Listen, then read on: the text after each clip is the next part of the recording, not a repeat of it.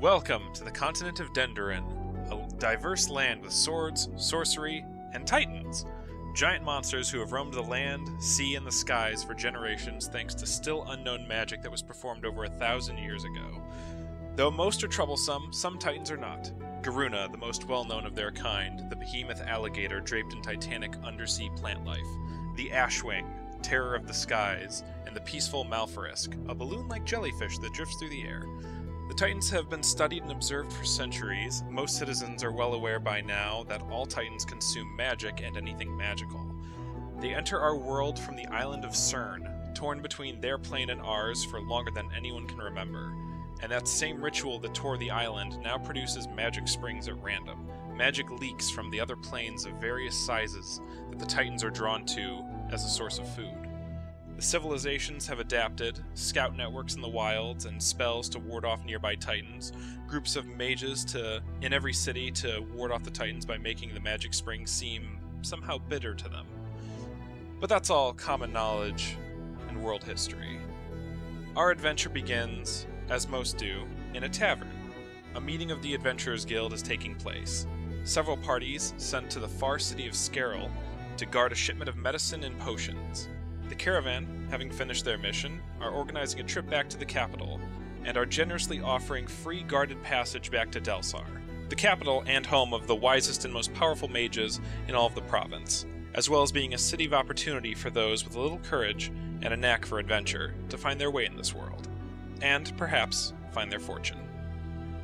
So, the players now have a collective choice. Do you want to go meet up in the Thirsty Wolf or Hunter's Respite taverns? Thirsty Wolf sounds more like it was owned by someone of non-human patronage. It does. It's like, is this place run by furries or? It is not. It is not. I mean, Actually, let me. It was what was it double-check. called? The Hunter's Respite? Was yeah, it? the Hunter's Respite and the Thirsty Wolf. The Hunter's Both Respite taverns? sounds like a more reputable joint, as far as I can tell. The Hunter's Respite. It is then. Keep in mind that there's other people here who can make the call as well. Oh, well. Anybody want to speak Sure. up or change? I was gonna say the exact same thing. Hunter's Yeah. Respite? Alright. my curiosity was piqued with the Thirsty Wolf, but I think I'm gonna go with the safer bet. Alright, so, I believe, Razik, you said you wanted to be a part of the Adventurers Guild that have just finished the journey? Yes, I did. Alright, you then are you're probably going to start the table with the Adventurers Guild representatives then. You would know them as the Kenku Captain Quailer and the Tiefling Velsira.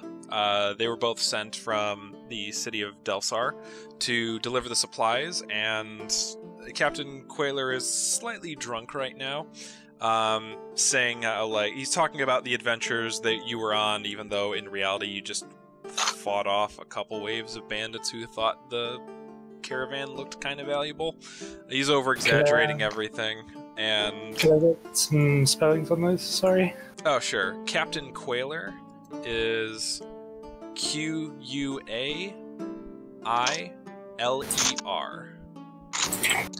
Okay. And Velsira is Velcyra.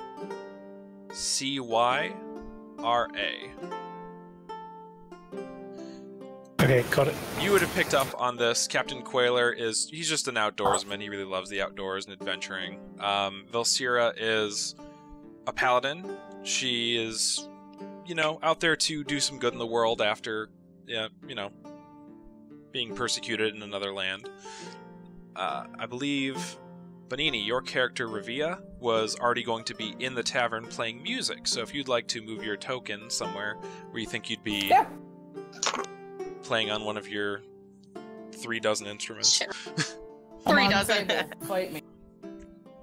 Yeah, okay. are you already drunk? Like, No, he's got to be taller than everybody.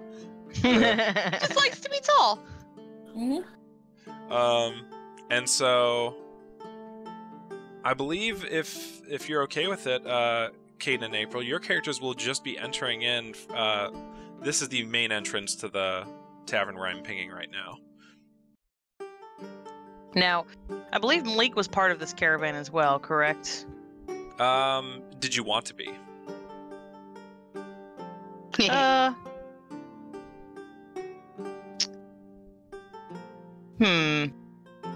Because remember, Caden, wherever you go, I go. So Yeah. Malik and Cirilli are kind of attached at the hip. I'd say he's probably just kind of. I'd say Malik is probably in the bar, just listening Wandering in, between towns. wandering between towns, listening in, tracing down some leads on a case personal to him, and is at this point kind of just playing. Not playing. He's just listening in on the conversations, I suppose.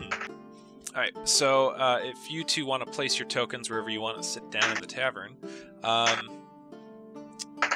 I'm going to say, just at a glance, you can probably tell there's a certain difference between the character tokens that have the hexagons and the ones that are just normal people there. Yeah, I like that. They're Good kind of little- characters of interest. You see... Actually, does anybody want to roll a perception check? See, like, kind of who else is kind of going around in the tavern right now. Fuck it, I can roll one. Because Malik's got pretty good perception. Give me a second. Ew! Ew! Ew! You opened it using my Windows Explorer or Microsoft Edge. No, it opened it. I forgot the name of the fucking the browser. I used Chrome. It was Windows browser. I forgot the name of it. Edge? No, it's not called. It didn't used to be called that. The hell was it called? Oh God. The Blue E? Is it Internet Explorer? Yeah, IE. Yeah, that's what the name of it was. Yeah. If it's got the little yellow swoosh, it's Internet Explorer. If it doesn't have the yellow swoosh, but it's the Blue E, that's Microsoft Edge. No, it's funny to me because I went to open the character sheet and it opened it using Internet Explorer and I was just like, hey! No. Be gone, foul demon.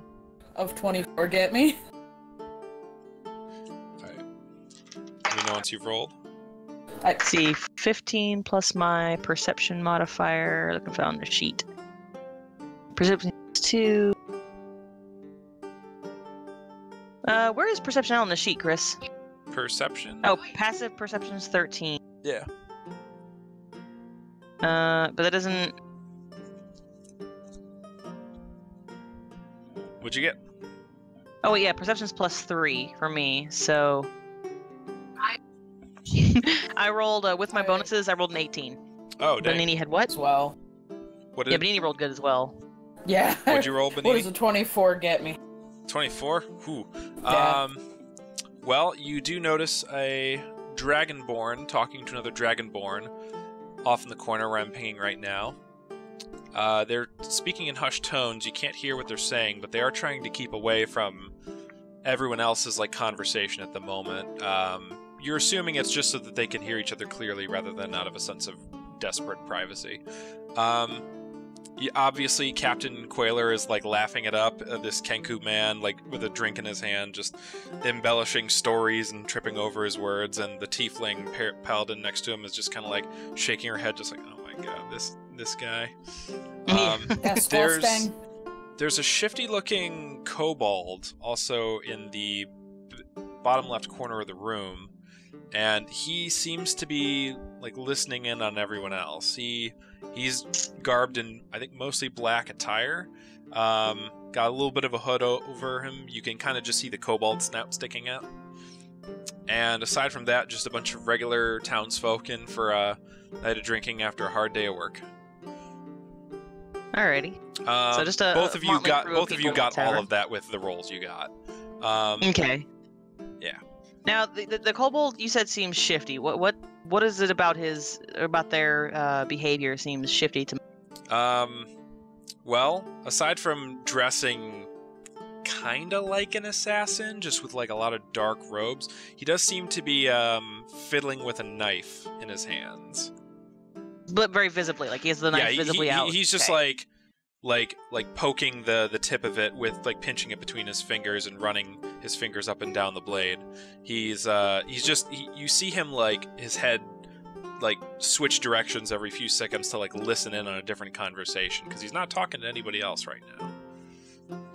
He's actively listening for someone specific, okay, or something specific, maybe. Yeah, you don't know why, but he is eavesdropping on virtually everyone that he can from that distance. Okay, Chris, did you see my message? Oh no. Does anybody else want to do anything in particular? What do you want to do? Just want to see how good I'm doing. You want, roll. How long have I been muted? Yeah, you've I been don't know. here for a little while, I think. Did you want to do something, April? Well, no, just Cirilli's just like plucking away at the loot in the corner, just kind of eyeing things.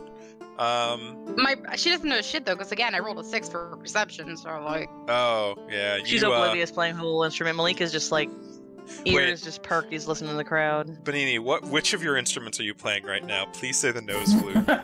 No, I'm not playing the nose flute. Are you? That's reserved for special. Okay. Whenever you're running to John Cena. So which instrument are you playing? I'm John Cena. Oh, hey, Oh, here's your gosh. pen, by the way. Oh, thank you. I don't remember which one. Move those camera Oh. sheets out of the way. Ravii'a, you've got the heel chimes, the handpan, maracas on your tail, the nose flute. You're all proficient in. It's a one lizard Sorry, band. anytime I hear. It is a one lizard band. I guess if you want, Buhnini, if you want to roll a performance check. I believe your performance... Let me see where it is here. Performance is +8. Let me know what you get. Chris, I didn't notice something on my sheet that I'm mentioning to you, so. It's not an important detail, but just like more of something for future reference. Oh, I think that's just because of the way the program works. Yeah, Oh. we'll just say that you know that. Yeah. Yeah. Okay. What did you get on your roll, Buhnini? Buhnini? Buhnini. Right here. What'd you get on your roll? I got You cut Oh, out. what? You cut out. I heard. How about now? There you go. That's better. That's better. All right. What'd Okay, you I'm get? not touching the phone. I'm scared of it. 16 plus 9, so I got a 25. Okay, so. Oh, wow. Oh wait, no, 16 plus 8, so 24. Sorry. Okay. A couple of the patrons like around the table you're standing on, all like toss, and as well as Captain Quailer, they toss you about 7 gold coins. Hell yeah, give me money. And what instrument were you playing? I wasn't sure if anybody could hear me. I was trying to find where my instruments are on my sheet. Oh. I can't Okay. find them. Yeah, I'm trying to find them too. I see the proficiencies, but Yeah. I don't see found the them instruments. But I guess I'm playing with my gungaroos. So that'd be plus 10. Are those the bells? The heel chimes, The yeah. leggy bells? Leggy bells, yep. So, while she does that, Chris, or while Yeah. Buhnini does that, so to clarify, no one else in this room is currently aware of what might be considered an extra individual that no one can really perceive, correct? no. You don't get the sense that anyone knows about that. Okay. Malik has made sure that there's an extra ear listening for any information pertaining to, well, topics of his interest, as you know. I'm going to roll a quick perception check. Let me pull up the sheet. He is specifically like listening for certain conversations. Mm-hmm. Come on, brain, where is it? Here we go. Perception is oh wow, his sucks. Oh, never mind, his butts. 4. Oh. He doesn't notice shit either. Oh, He jeez. notices No. that the cup is very well made he's holding. Now, hold No, on. no. What Malik sees though is he thinks his little extra helper is listening for information, but he looks over and sees him probably eyeballing the barmaid. Hold There's on. a barmaid? I don't know. There's no. You do all hear that another person enters the bar and kind of looks around and immediately sits down opposite of the kobold. Oh? Yeah. And they start kind of whispering to each other.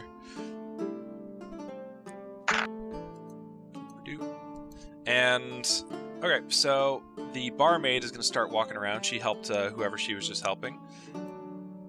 Walks up to Malik and Cirilli. Can I get you anything to drink or to eat? You notice it's a moon elf. Malik seems like he's looking over her shoulder briefly. Mhm. Sees her kind of like turn, like look over her shoulder, like is someone there? He goes, "Oh, sorry, yes. Just an ale, nothing too hard. I got somewhere to be in the morning." All right. So he just kind of looks over like the best thing you got. Okay. He's like, "Great, we're peeling her off the floor in an hour." That'll be 2 silver pieces and a gold for the best. Downgrade. Malik hands over the 2 silver for his drink. And then, do you want the second best then? What's the second best? Elvish wine, aged for over 200 years. Sounds like that can get me fucked up. I'll take it. Okay. 3 silver for that. Okay. Cirilli hands over the 3 silver. Okay. And he also does want to order like just a plate of food, probably like a roast duck or something, just something to put in his stomach. Chicken do okay? Chicken works fine. Alright. He much prefers duck, but chicken will do. Yeah. She'll go off to the kitchen. Boop. So she's out in the kitchen. And then Captain Quailer gets up on the table now. Oh dear. Oh no. If anybody, and I mean anybody, wants passage back to Delsar, feel free to join up with us. We can do that. And then he passes out on the table. An esteemed man.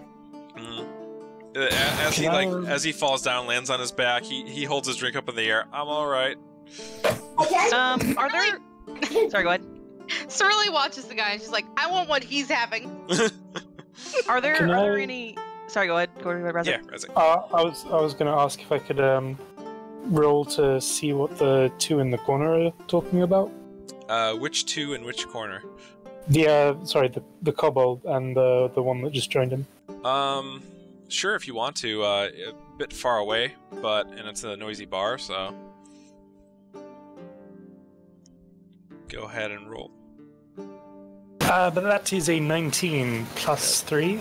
That is a 19. All right. Oh, I'm getting DMs from everyone. I feel like a supersonic hearing. Yeah. Welcome to being DM, Chris.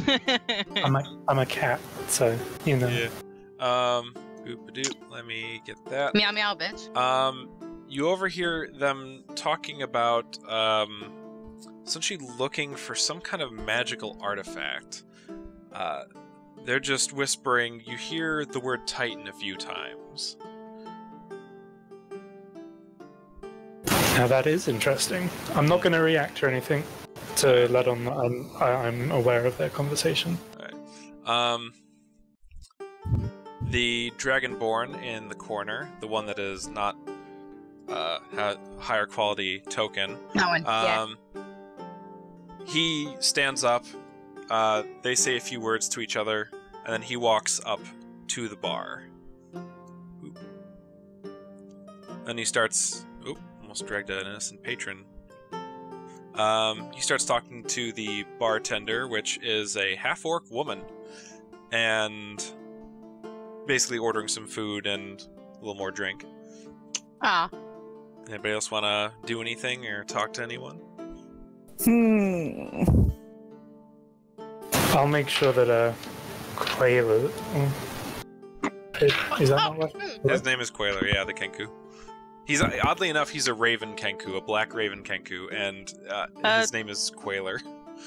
Oh, my Discord froze for a sec. I thought my voice wasn't going through. Sorry. Oh, yeah. Oh dear. Yeah, I just want to make sure the Quailer's okay.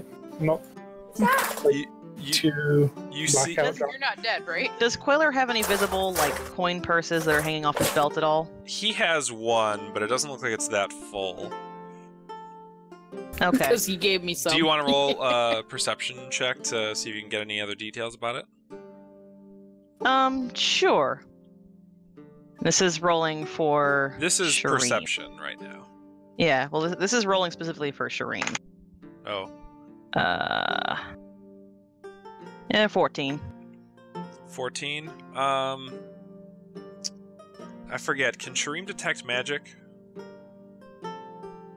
We never discussed that. Given his nature, that's entirely your call. I'm gonna say just with the roll, probably not. You can tell just kind of by the way it's drooping onto the table that it's got some coins in it and a few other like miscellaneous things. You assume maybe gems, things that aren't necessarily flat and circle-shaped in nature.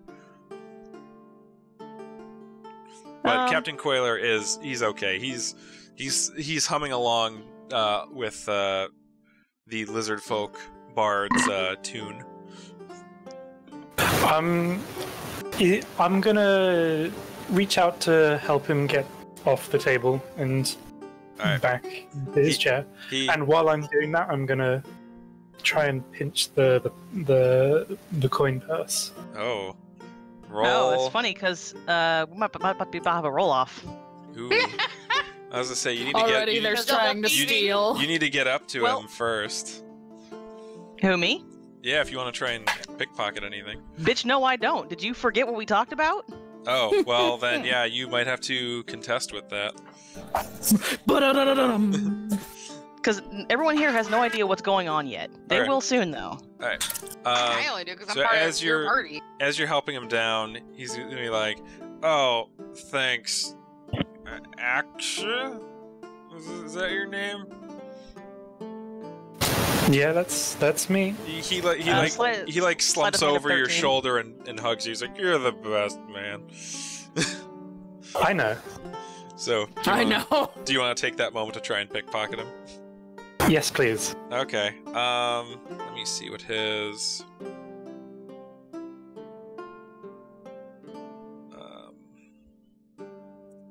What would be the contest roll against that? I think. Probably perception, I would imagine. Perception. And so, Caden, did you want to try to roll with your thing too? I had rolled a sleight of hand of 14. Okay. Razik, roll 2. Roll perception.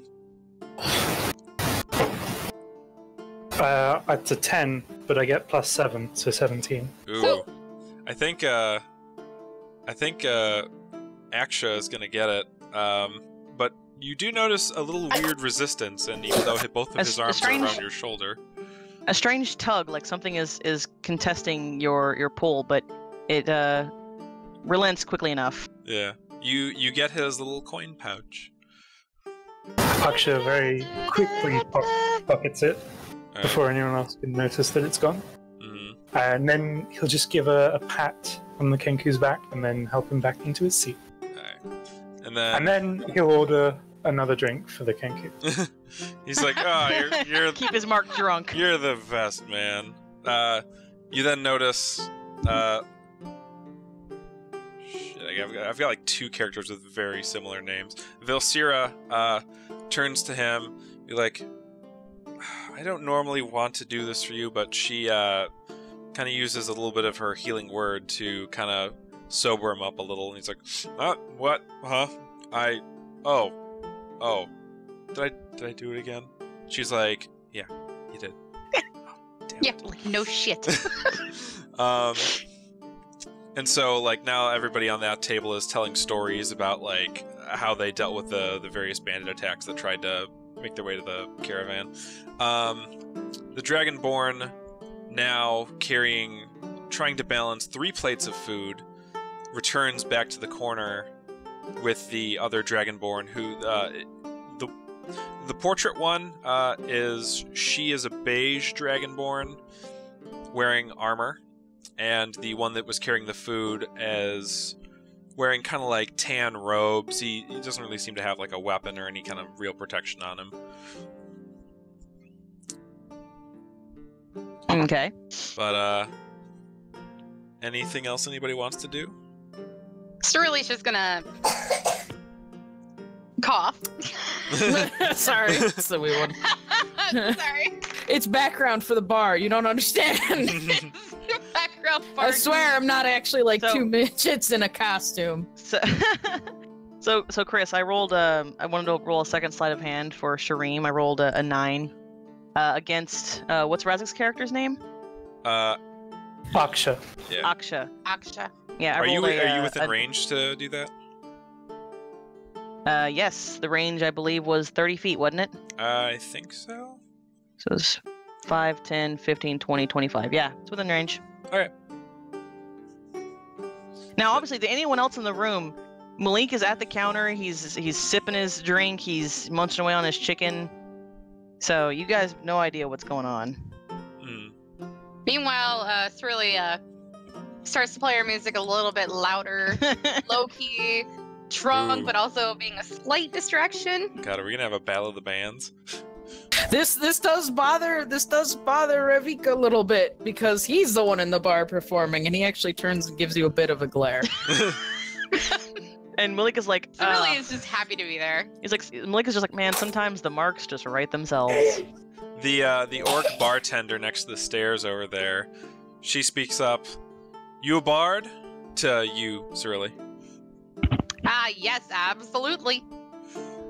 Fancy yourself better than the one we've already got? Possibly. He squints really angrily, but he doesn't say a word. He says nothing. Cirilli just smiles real big, her fangs showing. The bartender will then say, if you want, head on up, get up on top of the table, and each of you take turns. We'll let the crowd decide which of you gets to keep playing. I mean, I'm not here to compete, unless there's money in it, but you know. Well, it depends on what the crowd's feeling generous to offer up some money for a good performance. I'd be fine with playing music with this fine fellow. Alright, then head up on the stage. And as you get up... The table? Can you even reach the top of the table? Fuck you. He's glaring daggers, by the way. This 6'9" creature is glaring daggers at you. Down at a 3'2", like gnome. Hi, how you doing? You kind of get He says nothing. You kind of get All the right. attention of everyone in the tavern at that point.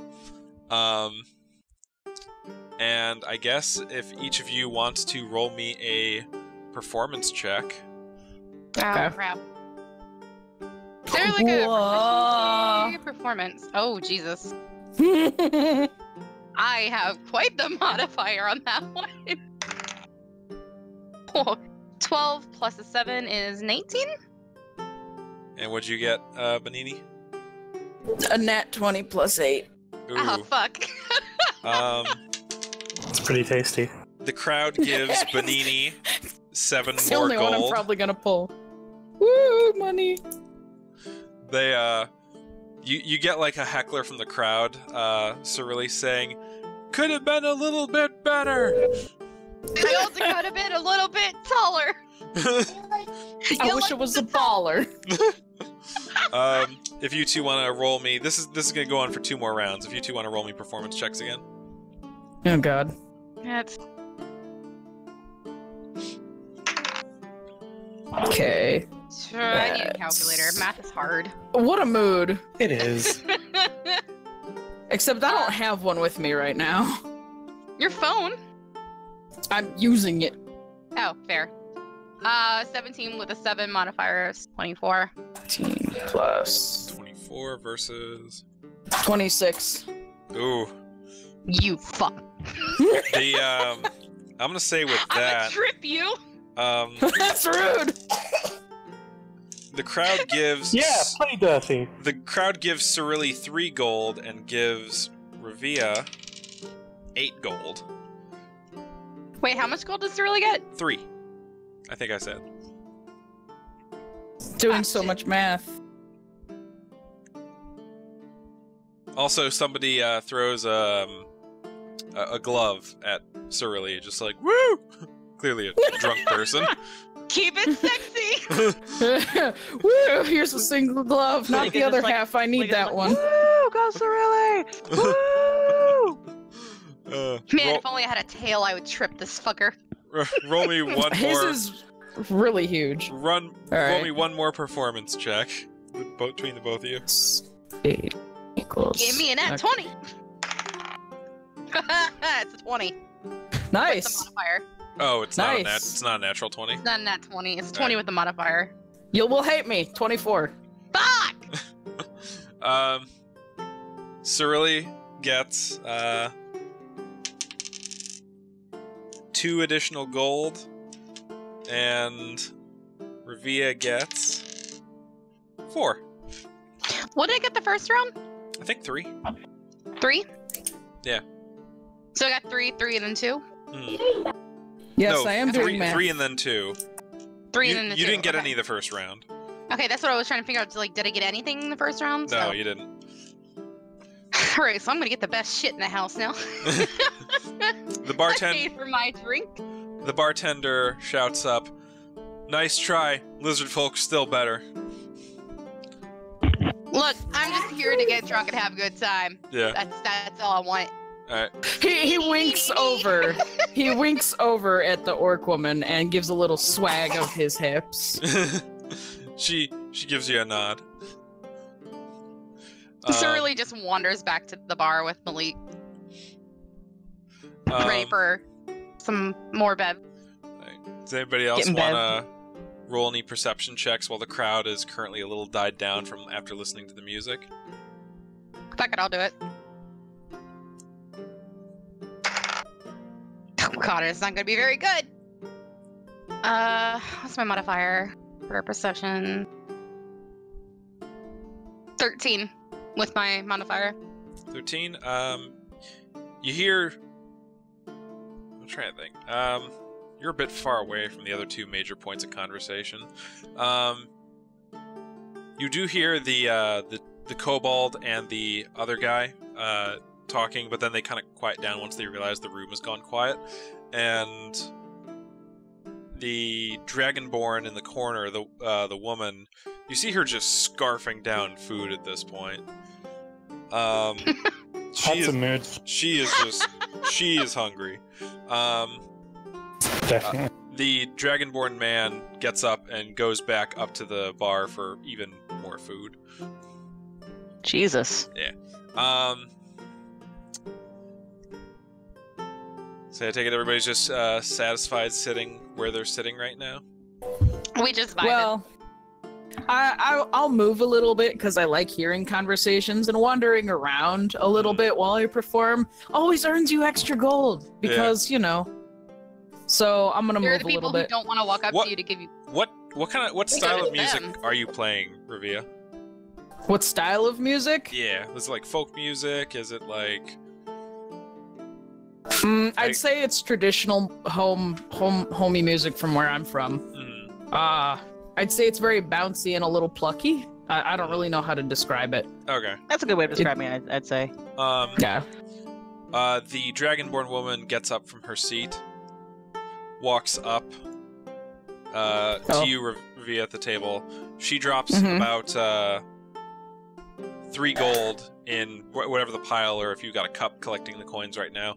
She says, "I really like this style of music. Thanks for playing." You're welcome. Just a touch of the home country. Sure sounds like it. And then she walks over to the dragonborn man over here, and then they both bring 6 plates of food back to the table. Hungry. Yeah. She munch. Yeah. I'm going to yet again roll another sleight of hand. This time, like towards what's Buhnini's character's name? Ravii'a. Ravii'a. Ravii'a. Yeah. All right. Ravii'a, roll a. Oof. Let me see. Roll that was an check. 8. Okay. That's Captain Quailer's sheet. You said perception? Perception. More specifically, Okay. I'm going for the cup of coins, by the way. Oh, how dare you. Perception. So that's... Malik's trying to get that prize money that should have been Perception for for you Lily. is Where's my plus 5. calculator? It's plus I 5. wouldn't say Malik. Because again, Malik is just minding his own business. 21. Yeah, I got a 8, by the way. You notice the cup start dragging to one end of the table, and I'm gonna say if you want to, you can just put your foot down and like catch it. Oh, I do. I put all my talons on it. Yeah, and you don't see what's. And I hiss. I hiss. What? No, you don't. Get out of here. Adorable. From the mouths of babes. The kobold takes interest in the hissing. He's gonna roll. Let me see. Where's his sheet? Boop-a-doop. Malik is hearing this hissing after seeing what he, out of the corner of his eye, seeing like a cup move. And he's starting to think, kind of looks over at Cirilli, we might need to leave soon. We might, depending on how things go, we might need to bail soon. But I'm waiting on my drink. Oh, yeah. The barmaid, forgot all about that. The barmaid comes back, gives you your drinks She and was your flirting food. in the other room. She was flirting in the kitchen. She brings you, Malik, an ale and a roast chicken.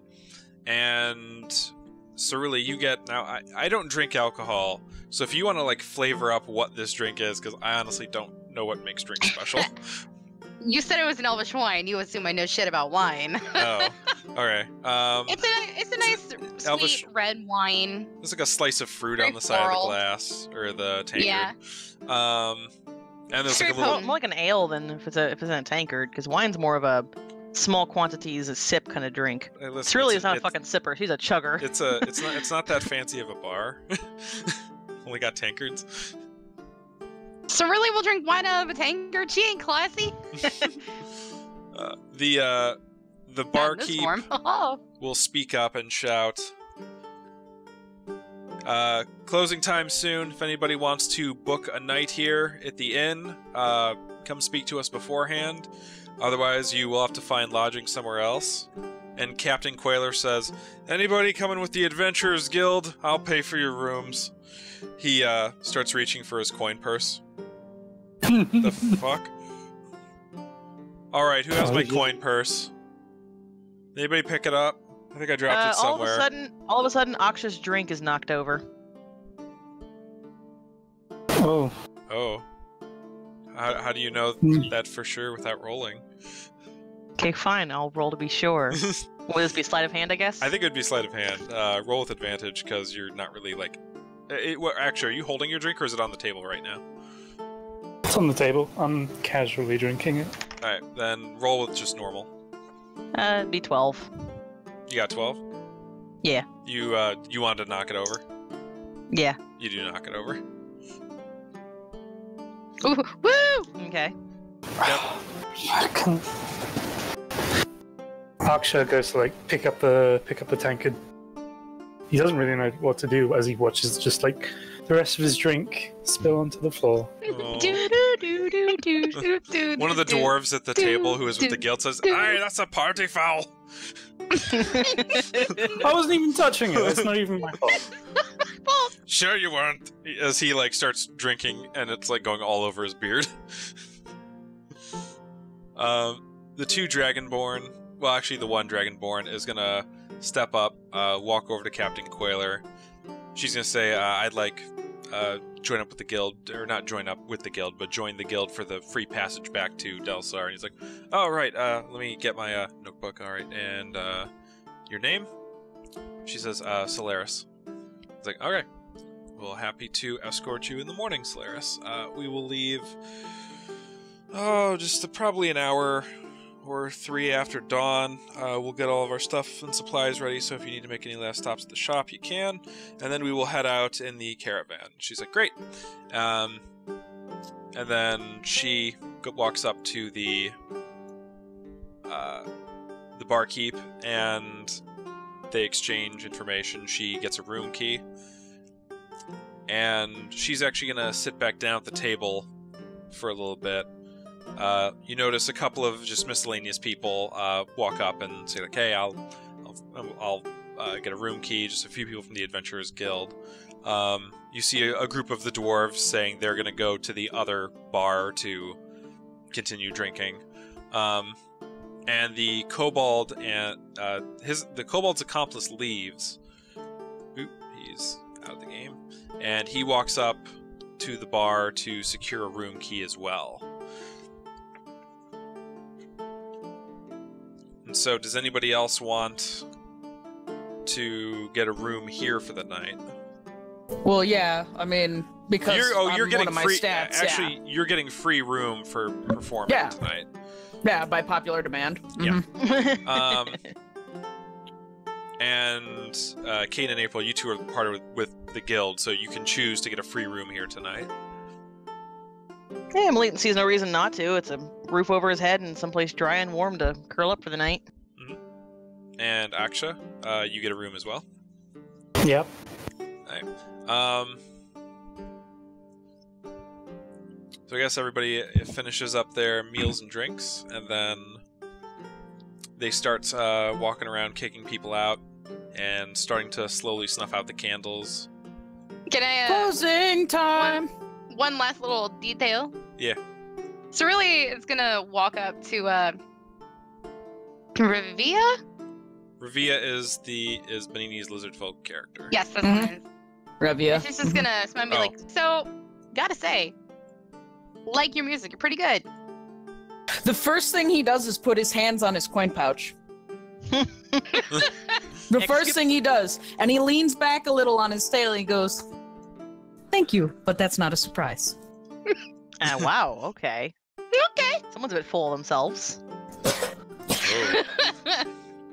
Cirilli's just like, okay, I like you, and just wanders off. He waves with his two fingers, just like a subtle goodbye. I will say though, the stairs on that with that black baseball diamond, that's to the upstairs to the rooms. Behind the counter? Yeah, there's that black thing is like a pillar that's the enclosure for the staircase going up to the next floor. Okay, interesting. Yeah, it's this place wasn't designed as a bar at first, but yeah. Okay. They kind of work around it. You see the two Dragonborn bring all their plates up, just out of being courteous rather than have the barmaid do it. Cirilli is just finishing off her drink. That's all. Chugging it like a champ. Acxa stares at his empty tankard, slightly disappointed, and then he gets up. Oh yeah, let me roll something real quick. Malik, as he sees Acxa get up, does Acxa wind up walking by Malik at all?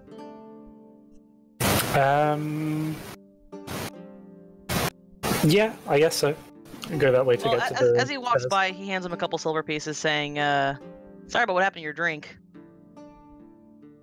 He feels kind of bad. Thank you, but keep it. Don't worry about it. It's just a drink. He's like, oh, okay, suit yourself, I guess. Malik, roll me a perception check. Certainly. Nope, wrong. And Cirilli, God, these too. dice suck. Perception? Yeah. That was a 7.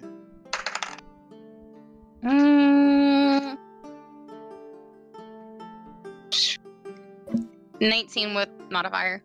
You notice the Dragonborn woman kind of squinting, looking at Malik, just like, the hell?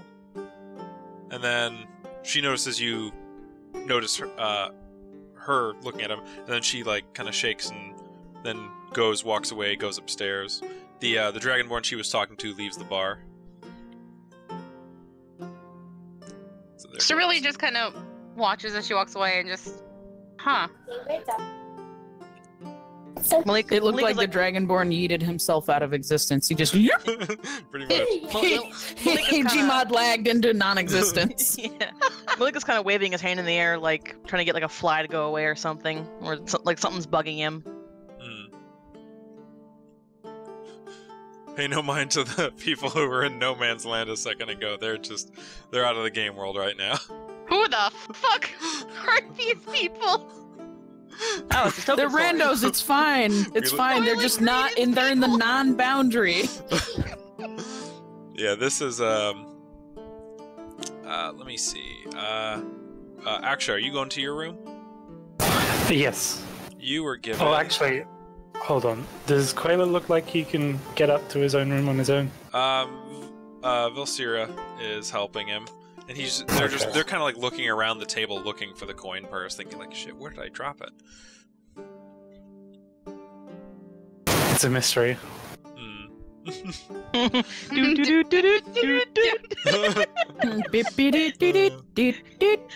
So, do you go up to your... who all wants to go up to their rooms now? Me! Alright. Malik will go ahead and turn in for the night. And Cirilli, of course, joins Malik because, each up. room is a separate bed. Now, April, would Malik and Cirilli share? Or were they separate rooms? They wouldn't I feel like they wouldn't give a shit. You can choose a room in the same room, but they tell you up front there's only one bed in each room. The start of every good fan fiction. But there was one bed. Acxa, this is your room. Sweet. Why are you rolling? I'm just rolling because these dice. Like I haven't gotten a good rolling dice at all. How do you pronounce your character's name, Buhnini? Say what? Sorry. What's your character's name? My character? Ravii'a? How do you pronounce it? Ravii'a. Ravii'a. Ravii'a? Ravii'a. This is your room. I'm pinging right down here below in the second floor.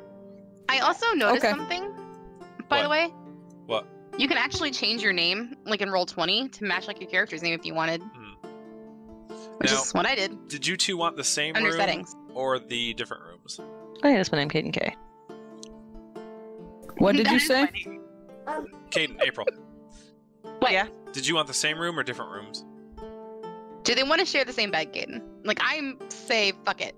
Yeah, they probably share. Alright, then you will get Malik's tiny. Cirilli's tinier. That I'm pinging right now. Okay.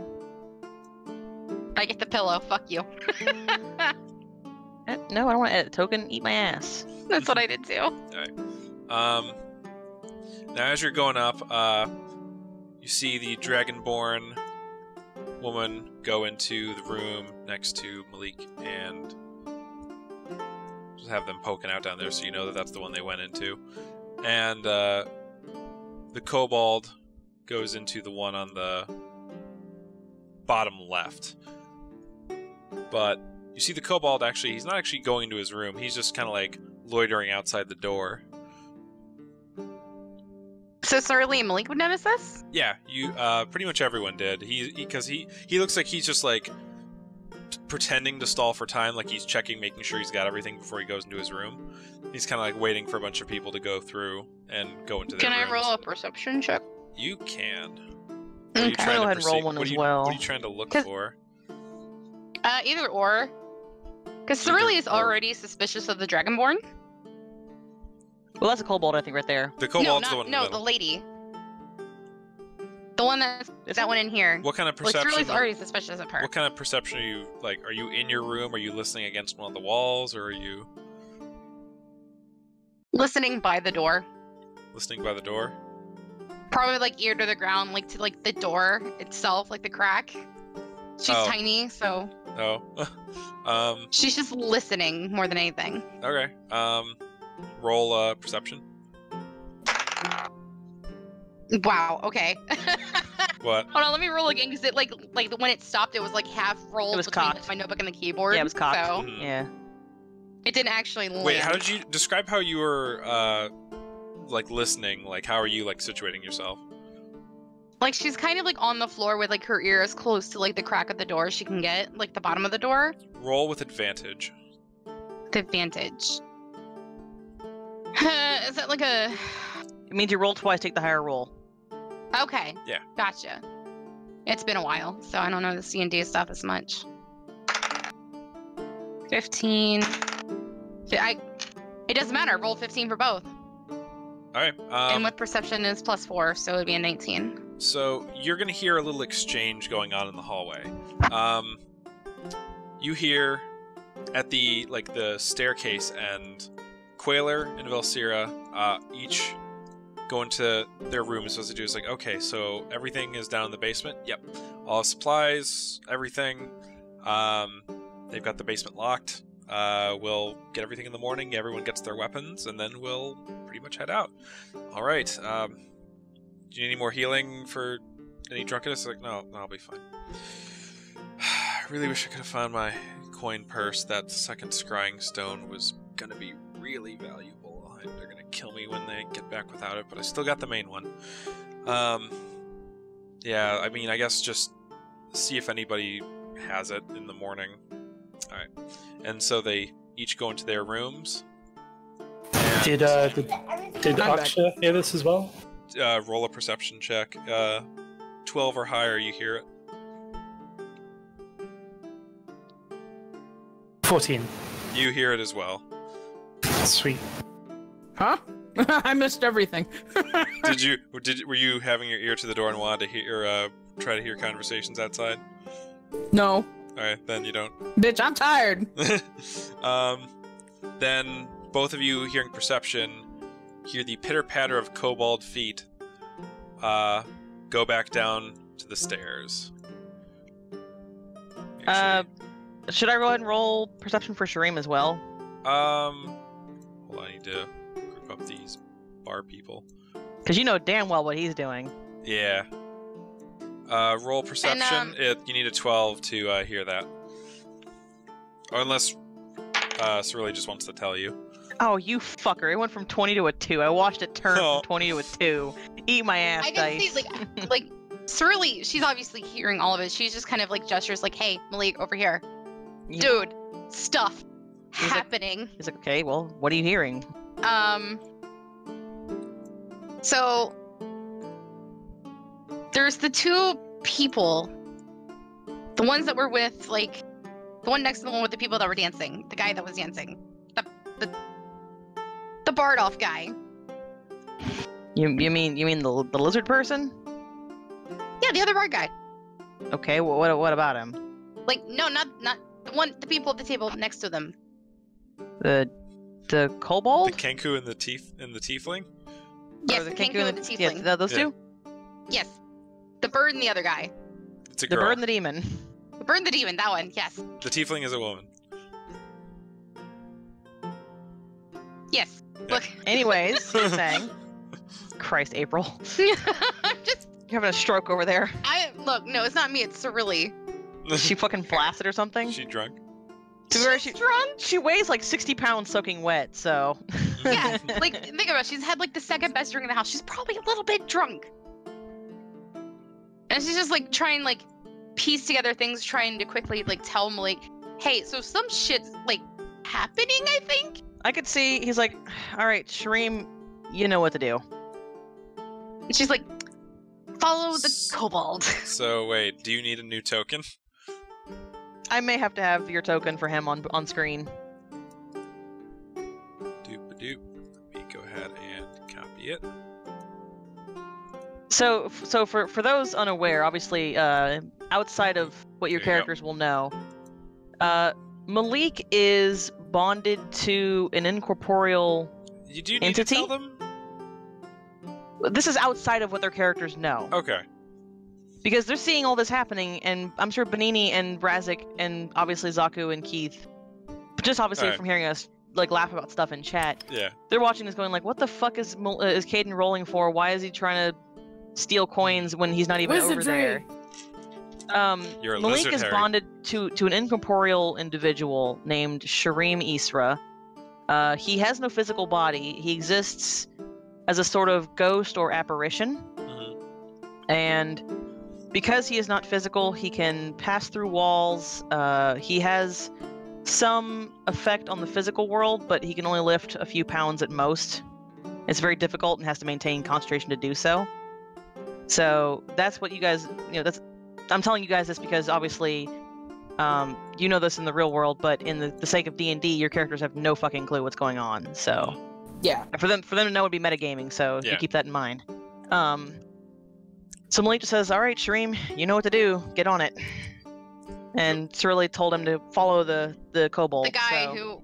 I forget. Did we agree that Sharim is like invisible, or is he visible while doing this?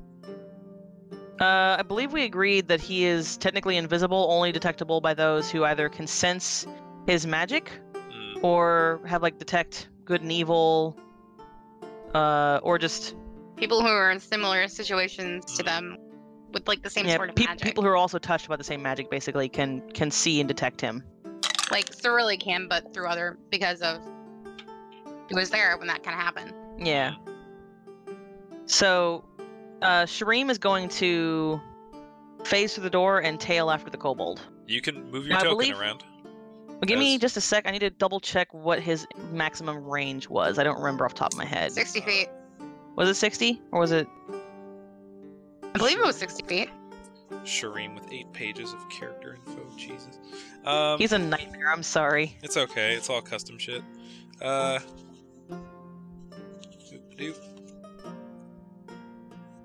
are spells. Let's see. While incorporeal, Sharim is invisible all but the host and other magical creatures. He can be revealed to others by casting Detect Good and Evil and Detect Magic. His ghostly nature means that he has limited impact on the physical realm, only able to lift up to 10 pounds, open containers, pickpocket, retrieve an item, or open an unlocked door. He cannot attack or activate magical objects. In this state, he can walk or hover above the ground up to 15 feet, pass through non-magical surfaces up to 5 feet thick, up to a range no greater than 30 feet from the host. Okay, so yeah, that's what it was. So he can only be within 30 feet of Malik, physically, when he's incorporeal. And so Sharim would be like, Malik, did you forget that I can't go that far? Malik's like, okay, so what if I went along with you? And then he's like, what if you got caught? That's where it's like, all right. First of all, if Sharim can't go and Malik has to go to make sure that Sharim can go, I'm going to. I'm tiny. I can hide easy. He's like, you're also drunk and you sound like a herd of stallions about to get laid. Stomping down the hallway, basically. Please, Malik, I don't have hooves. He's like, sure. I guess so,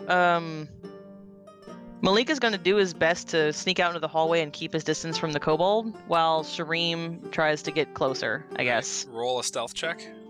So... And anybody who wants to keep listening to like the pitter-patter outside, roll a perception check. My god, these dice suck, April. What the fuck? Then switch dice! I'm gonna have to. I've gotten nothing above 12 on this fucking gold die. I rolled a 5 for stealth. Plus 6, so it's 11. I rolled 11 stealth. Who all wanted to listen in on that?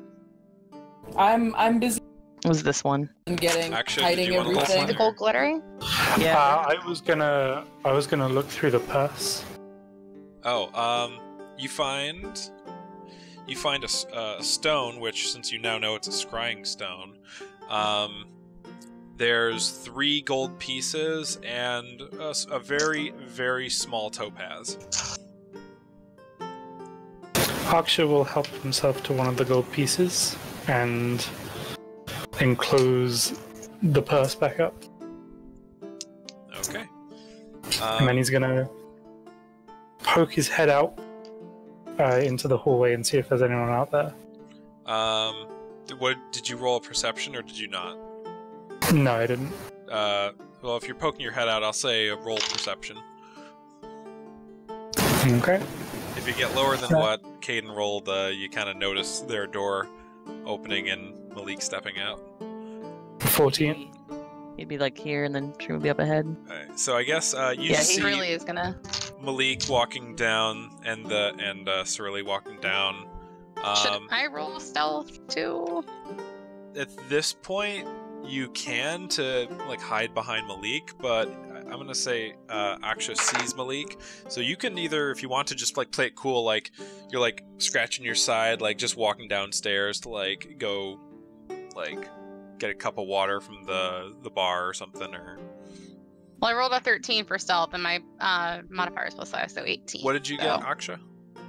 14. You do see a little, like on every other step, a little gnome behind one of Malik's legs. Acxa's just gonna kind of stare while standing in the door frame, just kind of watching them go by. Like, okay, I guess. Look, a duckling! Whatever they're up to does not involve me, and it does not need to. Okay. That's exactly what Ravii'a's probably thinking. He probably has like shit going on, doesn't care to hear any more of it. So then... Damn. So then... Yeah, you know that there's only one way the kobold could have gone, unless he picked somebody's door, but you didn't hear that, so you know he didn't. He went downstairs, he went down the staircase into the ground floor of the tavern. So do you want to head down into there? So the tavern itself? Let me actually roll something moving these, quick. What's the where is the kobold man? Alright. Kobold man. As soon as those guys are gone and the hallway is empty, Acxa's just gonna place the coin bag in front of Quayler's door, knock extremely loudly, and then duck back into his room. Like bang bang. Quayler. Like, surprise, fucker! This scares the shit out of my character. Jesus! Quayler opens the door, face plants into the hallway. Meant to do that. Oh. Who? Thank you. Look, been visited by the gold fairy. You hear? He says, "Thank you, whoever you are," and then you hear both Valsira and two other guests in their room say, "Shut up!" Ravii'a joins with that. You're welcome. And then he goes back into his room. Welcome. So you two downstairs, you find that the wooden like latch to the basement is actually it's open. The lock has already been picked. I guess Malik can see, like, probably sees like scratches on the lock from where. Yeah, you see someone just picked it. Minor scratches, like not like the kind that's right up next to the keyhole, where like just missing the key after a couple of years would leave. But you see like some like around a few others, like of like a little claw trying to like steady the lock. Okay. It's now, really... go. Sorry.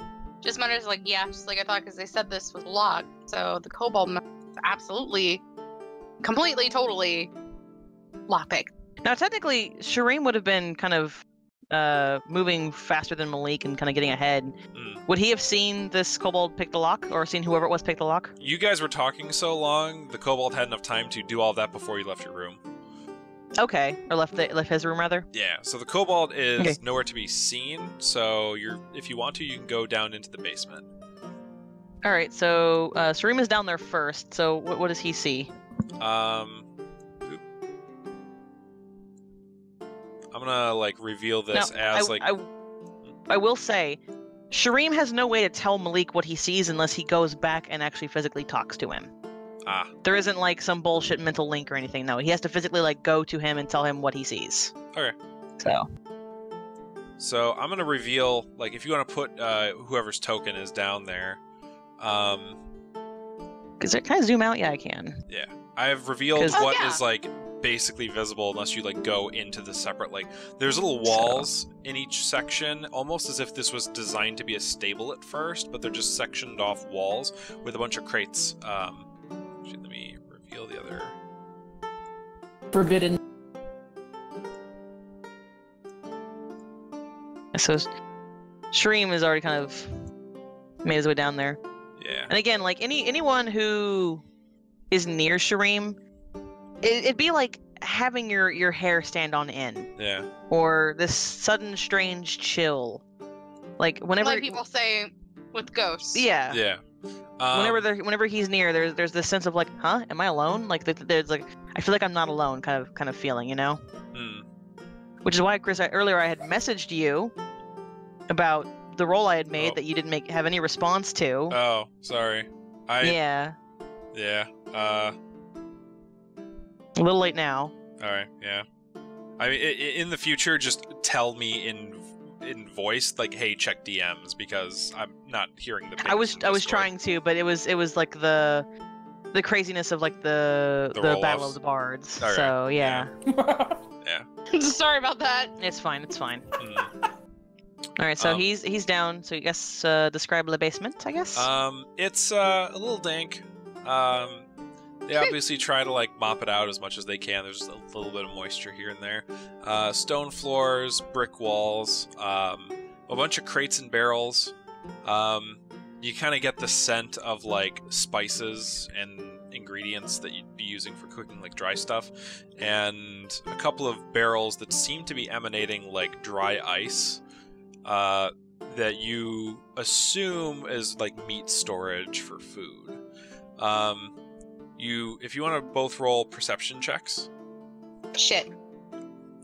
Both as in me and April, or Malik and Sharim? Yeah. Sharim, Malik, and Cirilli. Okay. Alright. That'd be a 17 for Sharim, and Malik, if I can get his sheet up, got a 22. 22. That was a 6. Alright, and how stealthy are the two meat bags being on their way down? Do you want to roll a stealth check? Malik is keeping low to the ground, trying to like lighten his steps. And he is wearing soft leather boots. Obviously, he doesn't want to like have like hard leather soles that make noise, too much noise. Or anything like that. I rolled a. Oh wow! I forgot his stealth was really good. I rolled a 21 on stealth. Rest of those yours, babe. Thank you. Cirilli, did you want to be stealthy or? Yes, I'm just trying to. Because Malik would throttle her if she wasn't. So. Yeah. The maybe I'll stomp around. No, I rolled in 13 plus the 5, 18. 18? Dang, you beat him by 2 points. You hear a kobold-like voice say, "The fuck?" You hear it come from, over here. Where I'm pinging. Malik? Would my perception check cancel that out? What? Perception check. I rolled 6 on that. Oh, wait. No, I'm sorry, hold on. I misread that. You hear the rustling of little claws. He actually didn't hear either of you. I'm sorry about that. You hear little claws rustling through like what sound like swords and knives, but it's coming from that corner. Sharim is going to drift closer, but not get too close, so as not to set this guy off. Because the way I see it is, I imagine he's probably anxious and on high alert. He's waiting for someone to spot him, basically, or try not to be spotted. So he'd probably be more sensitive to Sharim's presence. So Sharim is going to move a little bit closer to try and like perceive what's going on. And Malik's somewhere like over here, basically. You see just like the little tip of the hat of the kobold, like his hood, seeing it over there, and you just hear him like rustling through, like gently through like swords, knives, basically from what you can gather, Adventurers Guild supplies. Do any of these crates bear any sort of symbology at all?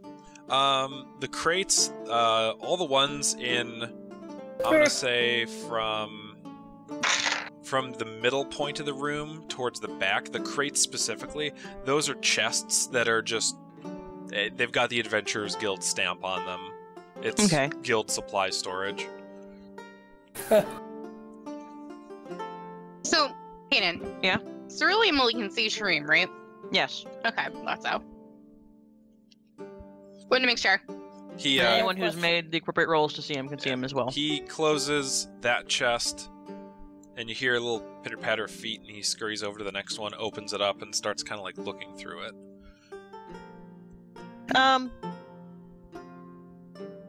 This really doesn't have anything to do with Malik. I'm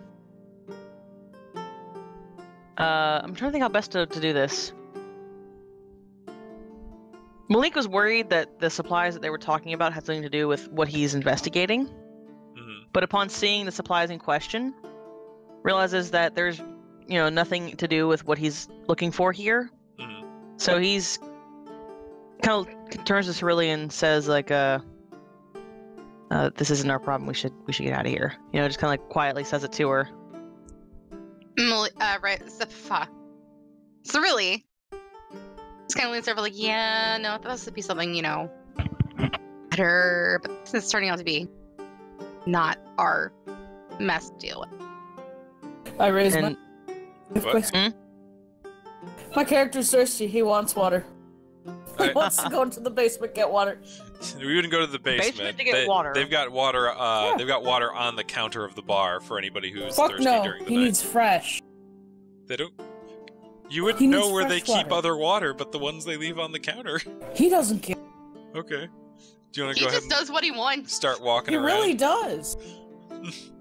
He's in his jammas. He knows this water is stale. He doesn't want that crap. He wants some dry ice water. Okay. Besides, he might be able to find himself. Thirsty bitch! All right, go ahead and you want to start moving your token to go downstairs. I guess as Malik is about to turn to leave, I guess his pathway is blocked. Because he's about to leave right as this lizard person's coming down. I guess. Are you gonna try duck out of the way or try and be stealthy and hide so that the lizard folk doesn't see you, or what are you gonna do? Because as far as I know, the lizard folk isn't being stealthy. No. What's your actual race? His race? Zollik.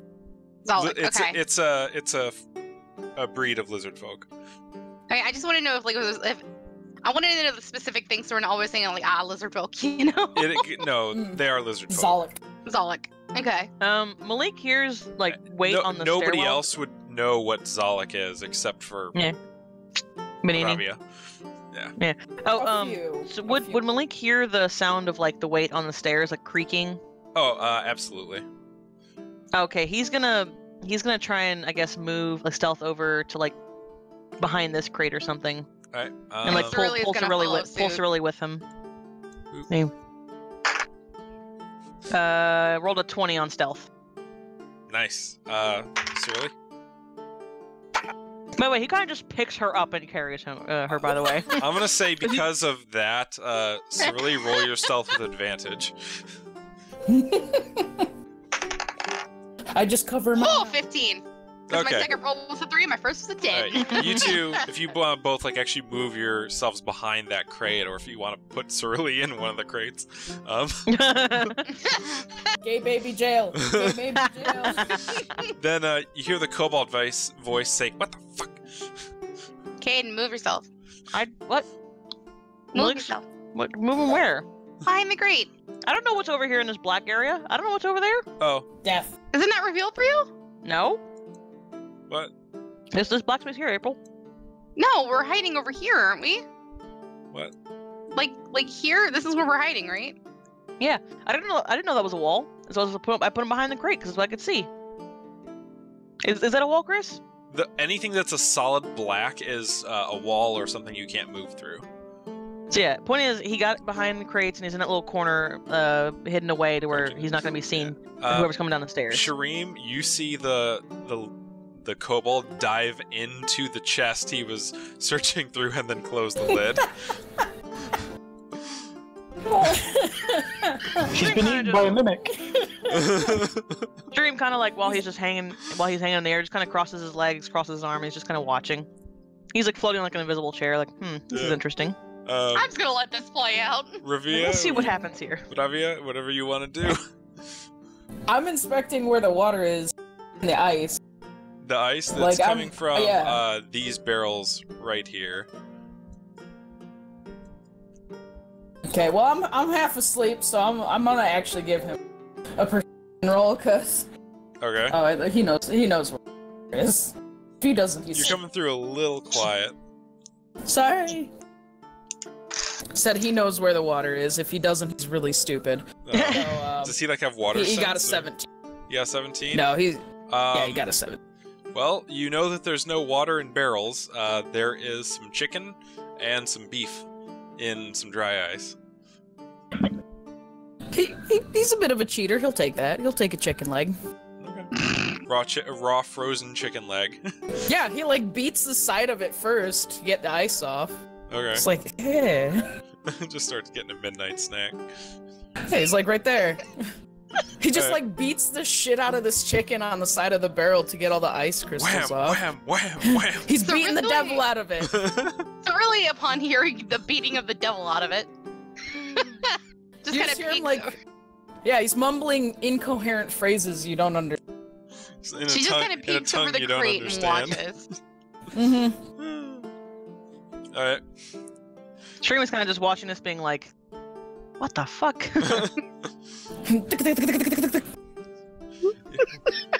With you, and he's kind of like laughs to himself like, with your Lizardfolk snoot, you do, with that perception, you do realize there was water on the counter of the bar upstairs. He doesn't want that water. It's gross water. It's been sitting out. There's no water. It's beyond that water. That's nasty water. Alright. Then, do you do anything else, or?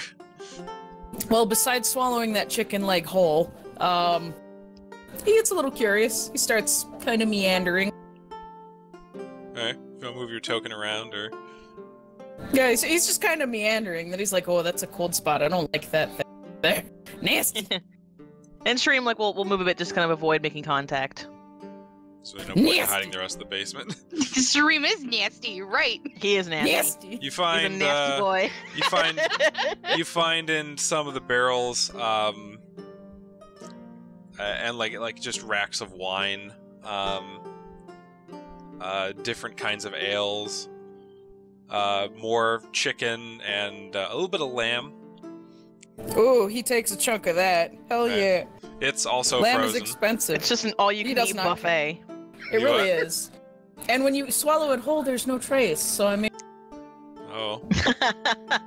So he moves over here and he sits on the box the kobold's in. And he just starts chewing on it. You hear, like, well, Sharim, like, I guess can hear this, but the kobold's like, what the fuck? Just still confused. Trapped in the box. Cirilli is still, like, peeking around the crate, just watching and waiting. You hear another set of footsteps. Or, wait a minute. Yeah, I guess that's at this point, this person's not even being stealthy. You hear a set of footsteps come down the stairs. Let me actually... Oh. And this basement is bumping. Fucking Meanwhile, basement party! meanwhile, Acxa's getting a nice night's rest. Acxa's a sleepy kitty. Smartest of the bunch. Exactly, the smartest one. The footsteps go over here. Oh, is that the Dragonborn? Yeah, it's the Dragonborn woman. She kind of like Cirilli... looks groggily eyed over at Ravii'a. It's like, what are you doing down here? Cirilli He waves just notices... like a leg in his mouth and he just swallows it. He goes, late night snack, don't worry, I'll pay for it. As long as you pay for it, I do this every night and pay for it. Okay. So I make sure there weren't any thieves down here. I'm gonna go back up to sleep. Okay, he does a winky face at and goes, don't worry, you don't need any more beauty sleep. I guess, try to lock the door when you go back up. Just because I think someone picked the lock. I don't think it was you. But he looks at his hands, he goes, my hands are too beautiful to be locks, okay? And then she's So like, vain, I love it. She's like, okay. I'm going back up to bed. Just lock up when you're done. He starts chasing after, going, wait. So, he starts like walking with her. Oh. So tell me a little bit about yourself, huh? You got a man at home, you know? No. He just starts murmuring as he was walking with her up the stairs. Alright. And Sharim sees the hustle, just kind of laughs to himself. I guess if we want to have like this little conversation back up to the room, just for like role playing. She's like, I'm Solaris. I think I'm a Dragonborn. I was raised by Dragonborn, and I kind of look like Dragonborn, so I'm thinking it's a weird story. I might be an Aasimar. I'm not sure. He's just, oh yeah, it's Aasimar fascinating as human, he locks though. Like, the door. And they lock the trapdoor down to the basement on their way back up. Yeah, Malik hears them like shut the heavy like oaken door. Like they hear like and click the lock. They hear like the lock rattle and get clicking. He's like, just kind of under his breath, "Fuck." Bastard. God damn it! And then here's the problem. It's locked from the outside. Yep. We came in from the outside. Oh, and by the way, as he went up, he took the nasty water. Oh, okay. He took the. All of that. You still took the shit water. Yeah. He did. It's fine. It's got a lid on it. It's got dust on it. I will complain. Okay. Single dust particle. But then Solaris says, it's like, I don't see too many of your kind of lizard folk around here. I know there's lizard folk in different locations, but where are you from? He like takes a moment to think about it. He goes, far off. Places. I mean, same. He goes, so you don't have a man at home, you want somebody to hang out with? Just. I mean, I've never felt like. Can I roll to hit on her?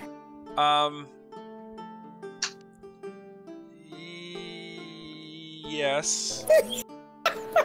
With disadvantage. With disadvantage, roll twice and take the lowest.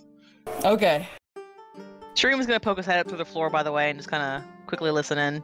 Can Acxa hit it? Is the same number? What? Well, then that's just the number. That's just your roll then. Can Acxa hit it? Charisma bonus to this, or no? If you're still listening, if you wanna keep the roll from earlier, like you never stopped listening, or if you went to bed and then want to start listening again, roll another perception check. He did say Acxa was getting a good night's rest, so. Yeah, so let's see if the loudness wakes him up. Christmas over here. Okay. It's gotta be like a 12 to hear this. That's an 18. Okay, you hear it. Whoa.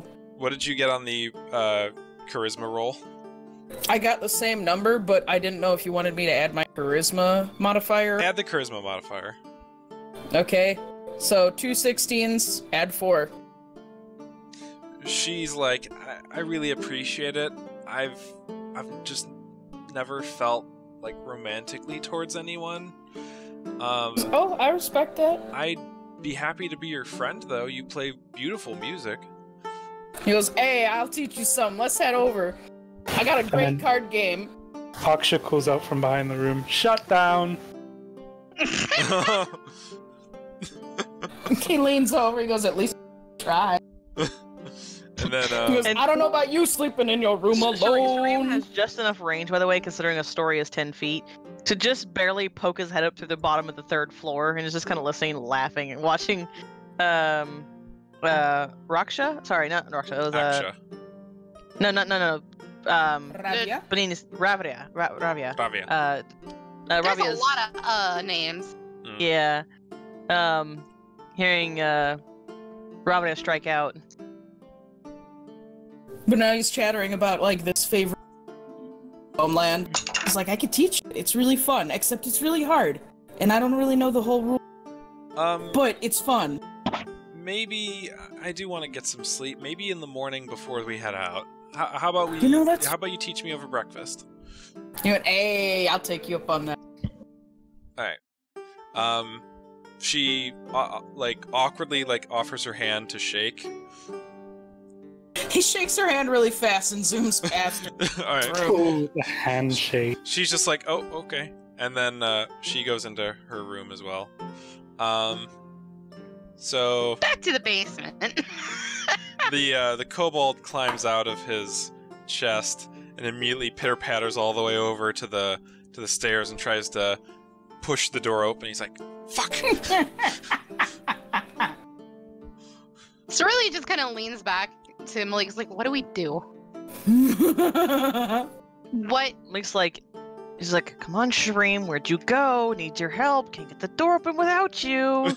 Like, kind of like thinking out loud to him. Well, nothing out loud, like kind of thinking to himself, like, come on, Sharim, where are you? And because he can't call Sharim back. Sharim does what Sharim does, and he's off like listening to poor Ravii'a get struck the fuck Shut down. Yeah. And much.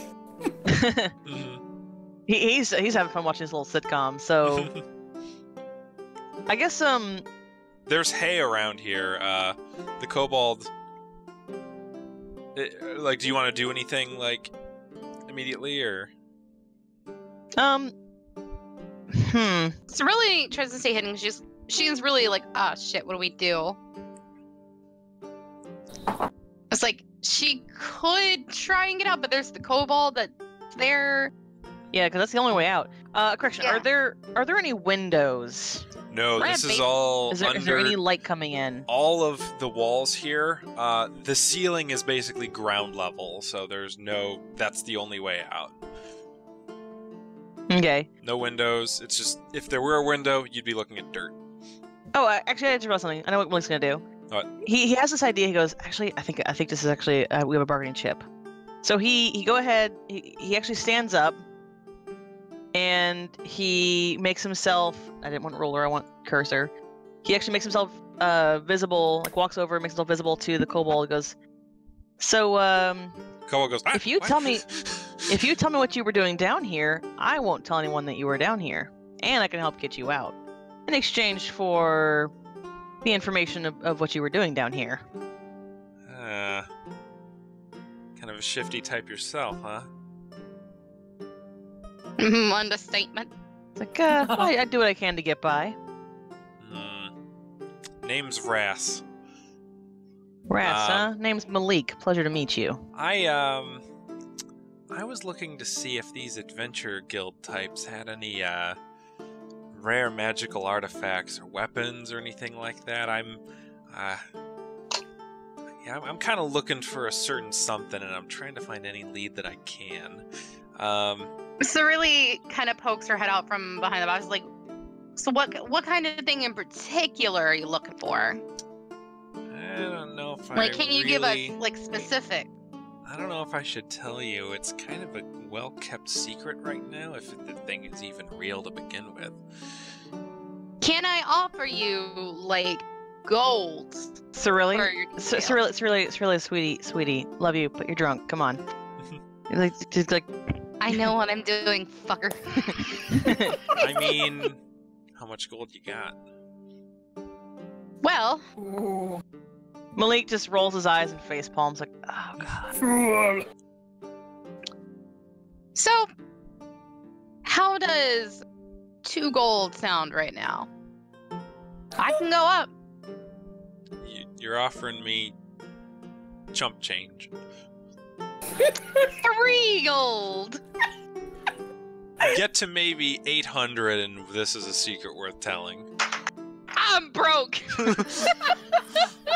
So by this point, Sharim has now that there's nothing more hysterical for him to keep an eye on. He's like, I'm bored. He's gonna make his way back down to the lower level, and phase his way back through the floor. Into the basement. I just imagine him like standing up straight and just lowering into the floor like he's on an elevator checking his non-existent watch. T-pose. Yeah, in a T-pose. He's for got a dominance. Hashtag no clip. He just he kind of phases through the floor, peeks back into the basement, sees Malik talking to this kobold. To Ras, you said? R-A-S-S. Yep. R-A-S-S, yeah, to Ras. And he's wondering like why Malik hasn't left yet, and he kind of goes up to Cirilli. He's like, so what's this guy's deal? What's going on here? Wait, to Cirilli? Yeah. Because Malik's engaged in conversation. If Malik starts talking to him, it's gonna be pretty obvious. That's true. Cirilli is just like, he's looking for some sort of weapon, or he's looking for enchanted items. Now, is she being quiet about this? Yes. Should I roll for stealth again? If you want to. It's not a hard one to pass. Just this guy's currently in an active conversation. You need like a 6 or higher to pass. I rolled a 15, and I think my modifier is like +5, so I think I'm good. You're fine. Yeah. Ras will say, well, what were you doing down here? It's like, well, I couldn't help but overhear you and your friend talking in the hallway upstairs. I figured I'd, there's some supplies that I'm currently trying to track down, and I figured maybe this was my lead. Turns out it's not, but here we are. What kind of supplies? I might have information. Have you ever heard of a company that goes by Eclipse? Oh yeah. I'll be straight with you. I'm with the Thieves Guild of this province. Still junior rank, but I have seen occasionally that company's mark on things at the fences. Not in this town, but I've seen them before. Not many. 1 or 2 out of a horde of like every 80 swords they have, they maybe have 1 with that little logo on it. I love his accent is just changing over time. I'm trying. To be fair, I haven't practiced this guy, so you're fine. To be fair, I'm doing like the same thing with Cirilli. Yeah. Looks like. Well, it's a shame to see that they've made it this far. He's doing the English localizer. I mean, if you want them, I can try and pull some strings. If maybe you think he'd help me out, get those items back to you. He's like, I'm not so worried about the items. I'm simply trying to find the source of how they're getting out in the first place. But that's none of your business. I'm not, my concerns have nothing to do with you. Okay. But what'd you hear about what I said earlier? Huh? Oh, about being in the hallway? No, he said that he heard him talking to the other guy. Looks like, I heard enough. You're gonna go tell him, are you? I don't know. You gonna make it a problem? And he's got his fingers on the hilt to one of his daggers. No, do I want to let you in on this well-kept secret or not? That's what I'm trying to decide right now. Malik kind of looks behind him because he can't hear Sharim talking to Cirilli. Kind of looks at Sharim. And he goes, well, if you're not going to tell me, I do have a way to persuade you. Like what? Just kind of snaps his fingers. And, what role would I make for Sharim for this? For what's he going to try and do? Possession. Oh. That got dark fast. Let me find your character sheet. Trust me, we spent a couple weeks. What was the rules on that? Let me pull up his sheet. Let's see. Possession. Sharim can attempt to possess a creature of medium size within 15 feet of the host. Target makes a DC 14 Wisdom saving throw and does so with advantage if the target is engaged in combat or affected by a spell granting advantage. The DC roll decreases by 1 for each class level above the targets above his own. On a failed save, the target is possessed by Sharim and becomes player controlled, adopting the host's initiative. On a successful save, the target becomes aware of a supernatural force in the vicinity and resists possession. In all situations, control is relinquished when the player says so or when the target takes any damage. Once control is relinquished, the target becomes immediately aware that they were possessed. So, Ras is 1 level below Sharim and Malik. So, Does that become DC 15? That is your call. We just decided that if they were above him, it would become more difficult. We didn't talk about below. So that's your call. Increases by 1 for each level of the target's own. So, DC 14 Wisdom save. Let me go ahead and roll for Ras. It's got a +1 in Wisdom. Ooh, he resists.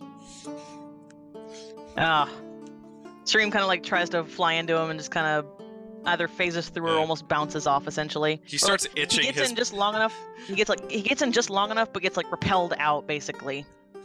Ras just immediately starts ferociously itching his back. What the fuck was that? That was supposed to work. Well, shit. Plan B.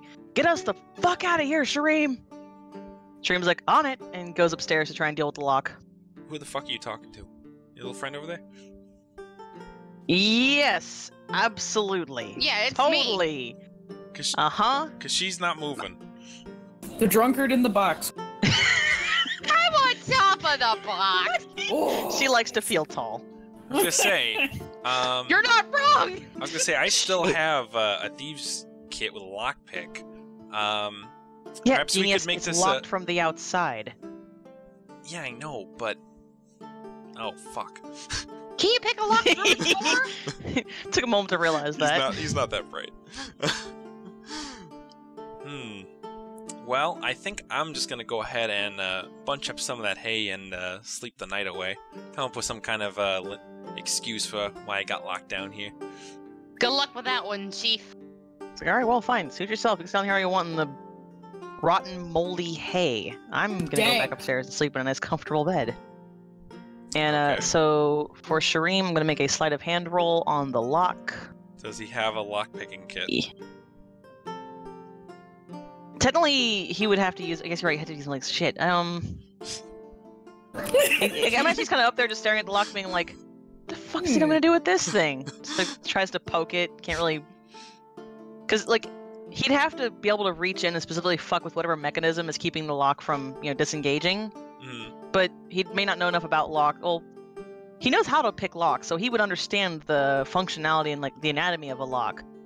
Would you say he'd be able to actually figure out which mechanism does it and apply just enough force to release it, or? I'm gonna say, roll me the sleight of hand with disadvantage. Yeah, I would say. Yeah. Oof. So that's an 8, and that is a 12. So he rolled an 8.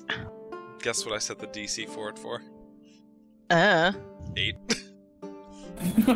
Well, it's We're saved. now is match success or failure for you? Match is for a this? success.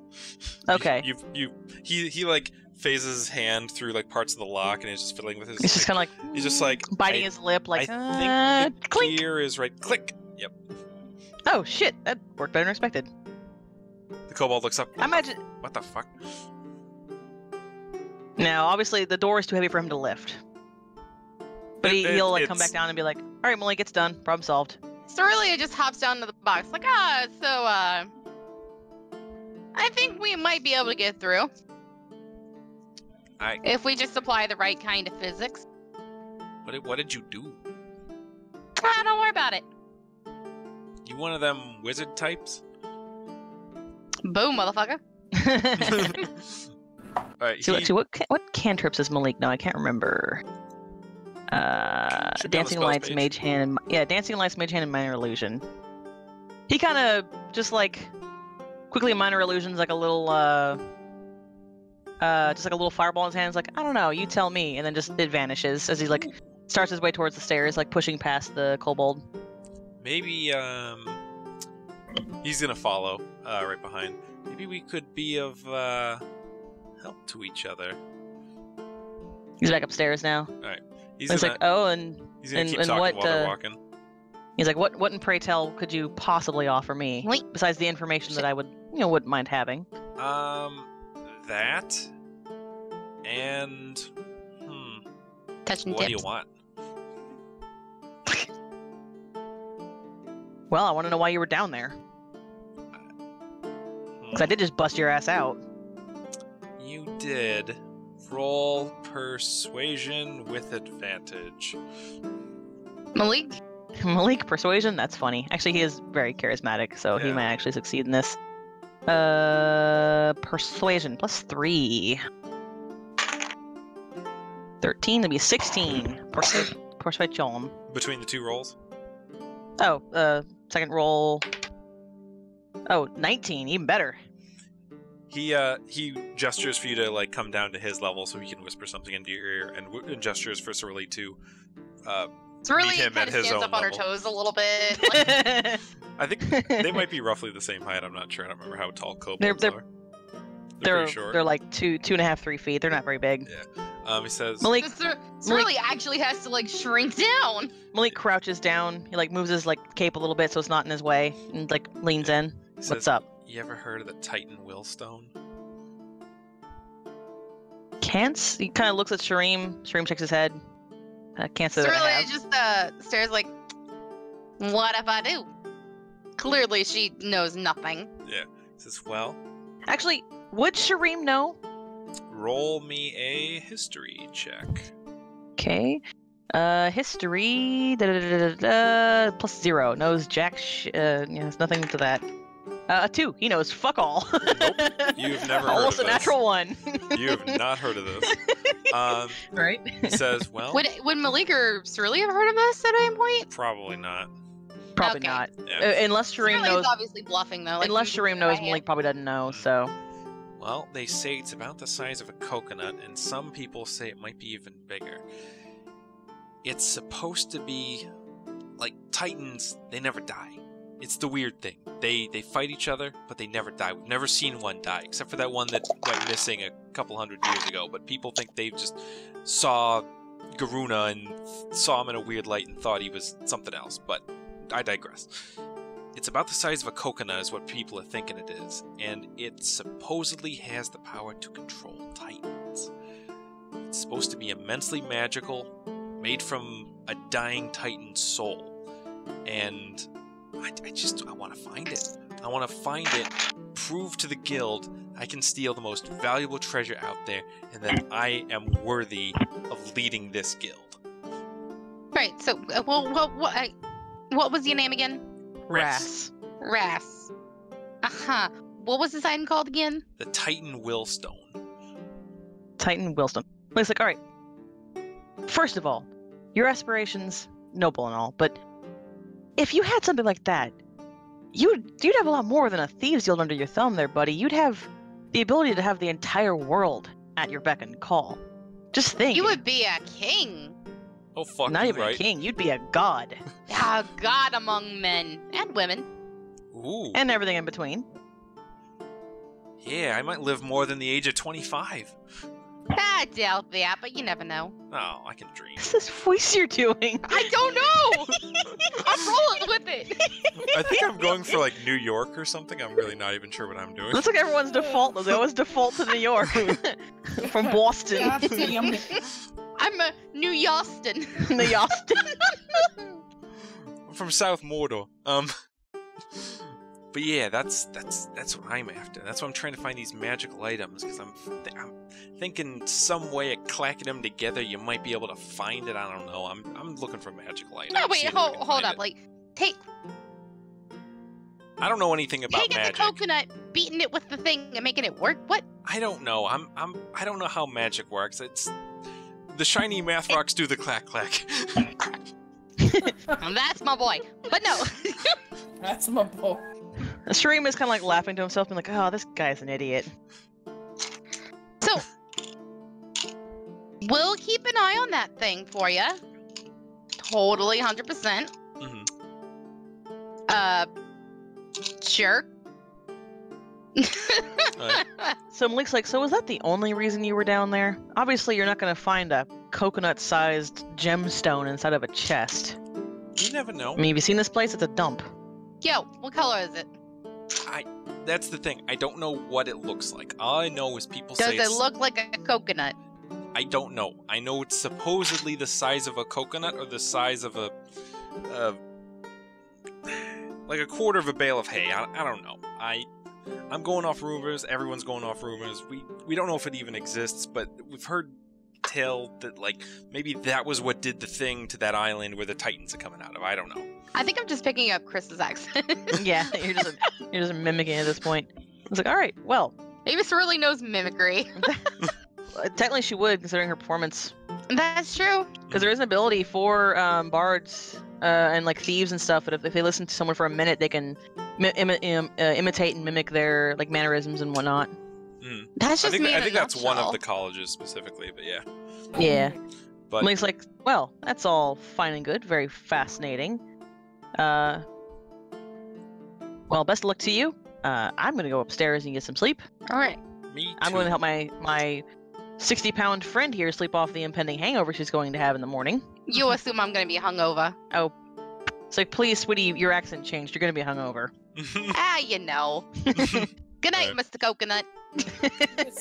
And he picks up Cirilli and just puts her under his arm like a basket of like food and just carries her up the stairwell to the 3rd floor. Alright.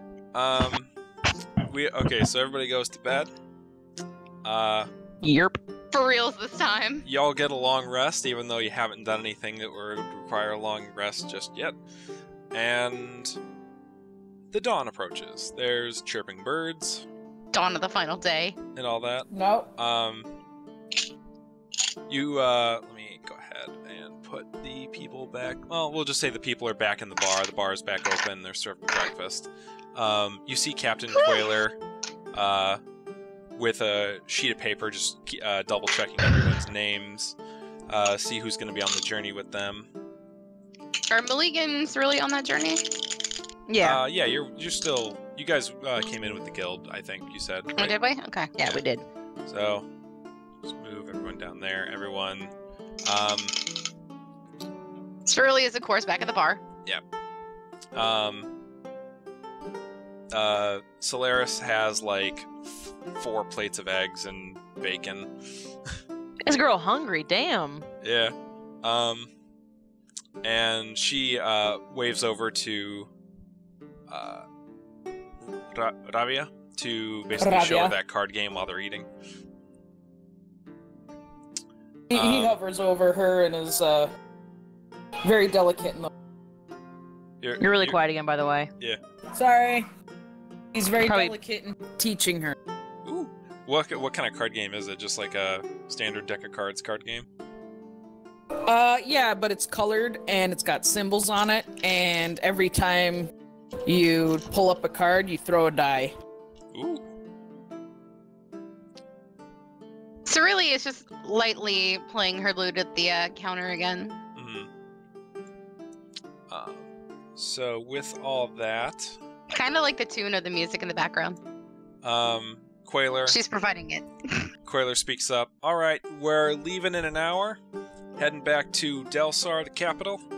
If anybody wants to check any luggage, we got the carriages outside for, getting your stuff in there. This is going to be a guild escort. I think I was bleeding into the Ras accent. Captain Quailer's just normal talking. He's like, and if anybody has any questions, feel free to speak to me or Velsira.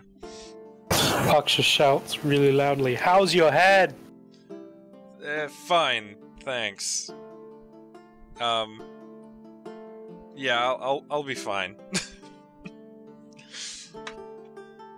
Cirilli just leans over to Malik, just like, so, what's our next plan of action? Well, for now, we get the Delsire and we keep following some more leads. We've got, quite a few problems we have to solve on our plate, so... I'm confused. She counts on her fingers about up to 10. She's like, yeah, a few. Sharim, you hear something deafening. I'm gonna play it for you. Did you hear that? Yeah. Now, is it only him who hears that? It actually bleeds over into Malik. Malik's ears are now bleeding a little bit. Oh. So, yeah, Sharim, upon hearing, this deafening sound, basically, he's kind of just sitting on the counter, looking at his nails, freaks out, grabs his head, and Malik, in response, also, grabs his head and, almost falls out of his seat, just screaming. Oh. And he's just like, what the fuck was that noise? And kind of realizes that no one else seems to have heard it. Yeah, Ravii'a's kind of staring at you. The half-orc bartender says, "You okay?" Cirilli just kind of low-key keeps playing her music just a tiny bit louder, like nothing to see here. And he's like, I heard this roar screech sound. I honestly, it's hard to describe it. All I know is, I don't feel so great. Kind of, he's like, you wouldn't happen to have anything with healing properties, would you? The bartender. The bartender. No, but the paladin over there might be able to help you. The bartender waves down Velsira, the tiefling paladin from earlier who was with Captain Quailer. She walks over. Let me find her token. She walks over. He's kind of like holding his bleeding ears, like one of his bleeding ears at this point. She's like, "Oh, what happened?" As she's gonna lay on hands, heal you of that. It's not like any visible, like, it doesn't register as a point of damage. A few points of damage at most. Yeah. And she he cleans off the drying blood and is like, "Thank you. What do I owe you for your services?" Nothing. I'm just here to provide healing when I can and muscle when that's not necessary. And he's kind of looking at Sharim on the counter, and Sharim his ears are kind of down, and he's looking very anxious. Mm-hmm. Like he's never heard that sound before, but it's kind of filled him with this sense of like dread. Mm-hmm. And he kind of is just kind of looking at me like, we'll get out of here soon. Don't worry, All right. Does anybody else do anything? I play a couple card games with her, and right. Cirilli is just concerned about Malik. Yeah, I'm just polishing my crest. Sharim. My broke one. Oh. Oh shit. Solaris says, like, do you mind me asking what happened to your, then she points up to your crest. Oh, broken in a fight. Oh. Did you get in a few good hits back, or? Not really. When you have 16 people on you, it's pretty tough. Oh. He just shrugs. I'll stop asking. Just kind of nods a little bit and just keeps trying to play the game.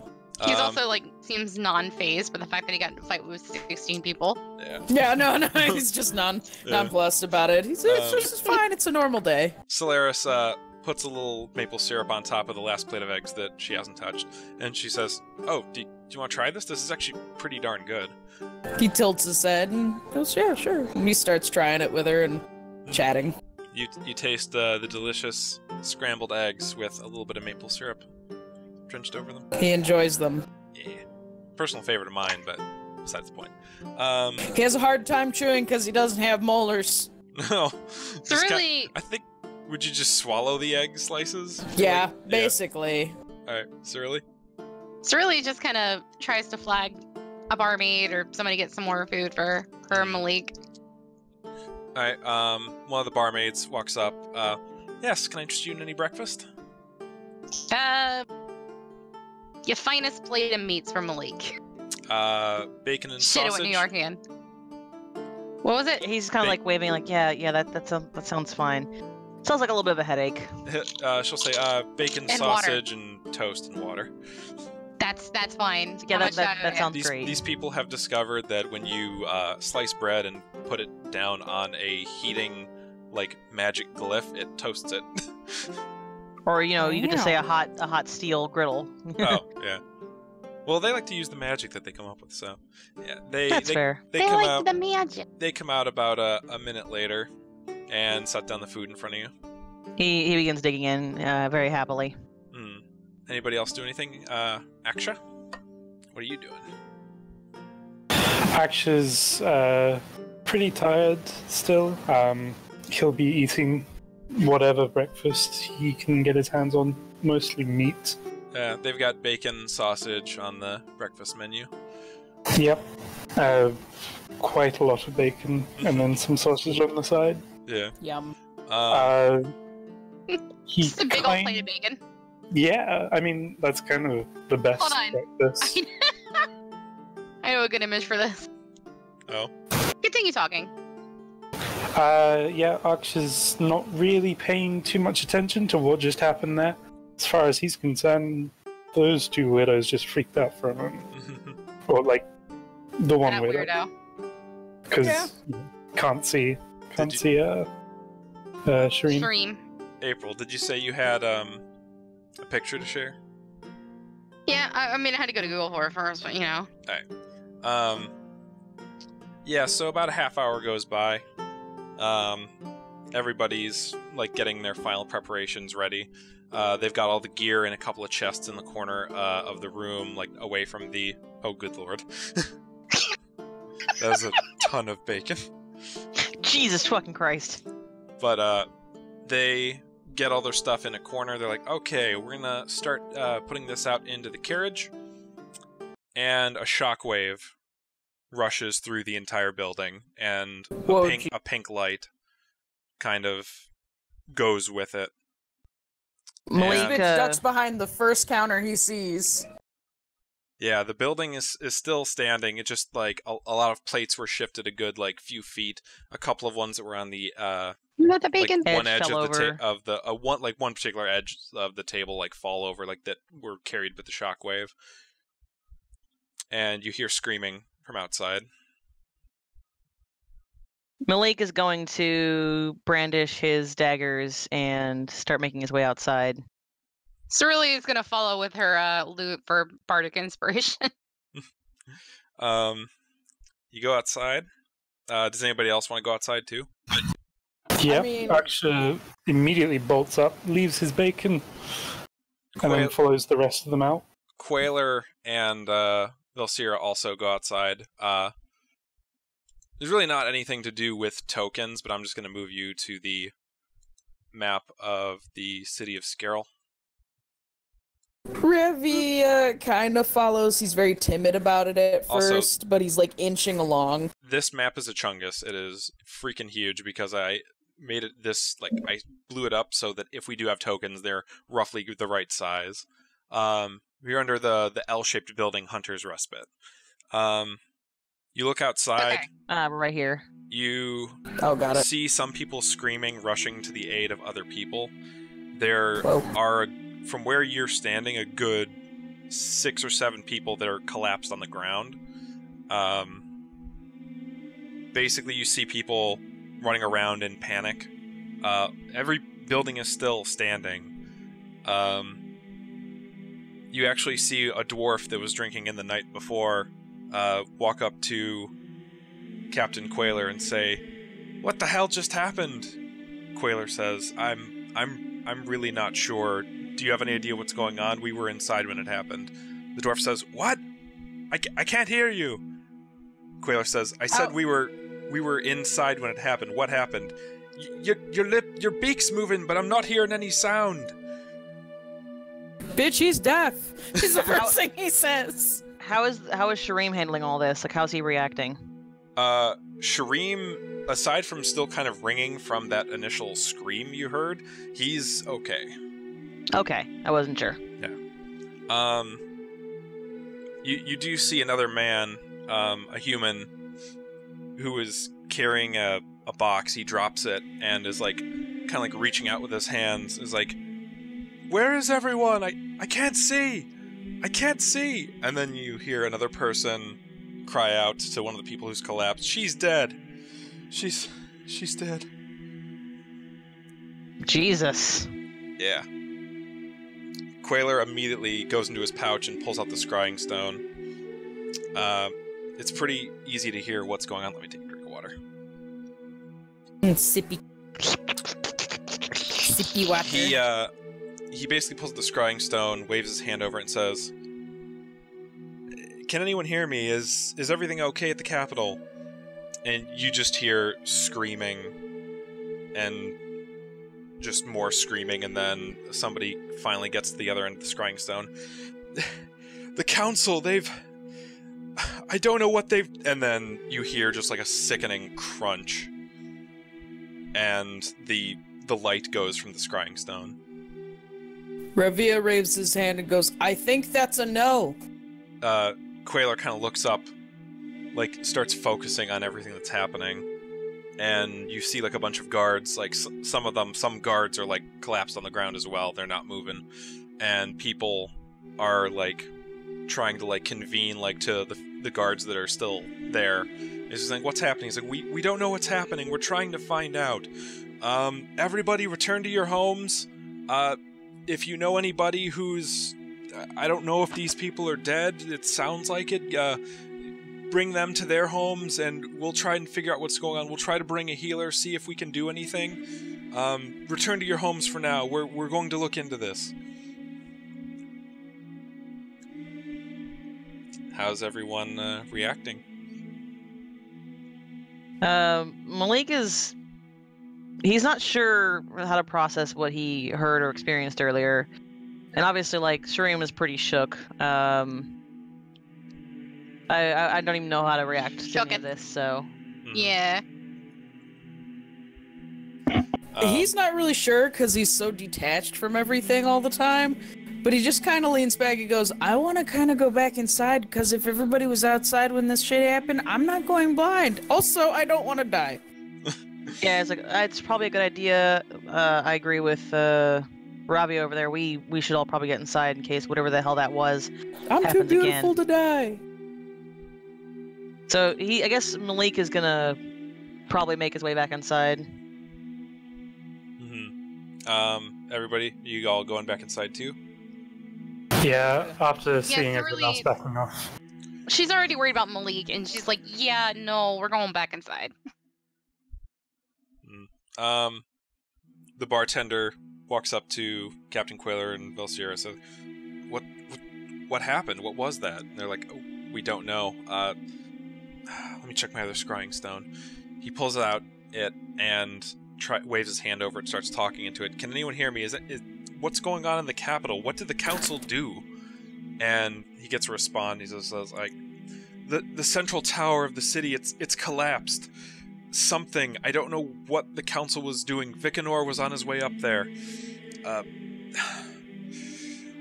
think they did what happened at CERN again. Quailer's just like, that's not possible. Then the voice in the scrying stone, I know, it's just... The council, they're not here anymore. I don't know if they died. I don't know if they're gone. The city's in ruins. Quailer's like, I see. What's it looking like there? He's like, I don't know. People drop dead here. Some people, they're blind. Some people, they're deaf. It seems like a lot of people are still okay, but it mostly hit the people who are outside walking around at the moment. I tried contacting, forgotten the name of the city. Dendurin homebrew. Maps. We tried talking to Meldenhold, tried our contact in Marigath, and the same thing. They did something. Vikanor, I think, knows what's going on, but we're trying to find him in the rubble. If you can make it back to the capital, we need everyone here that we can right now. This city is in ruins. The tower fell, and we need help. Quailer's like, okay. So while all this is going down, Malik is looking out of the window. Is there any kind of strange behavior with like the wildlife? Is there any wildlife that's reacting to this all of a sudden? Because I mean, I can't imagine humans or other sapients were the only things to be affected by this. You do notice a couple of dead birds on the ground, but there's still a bunch flying around in the air.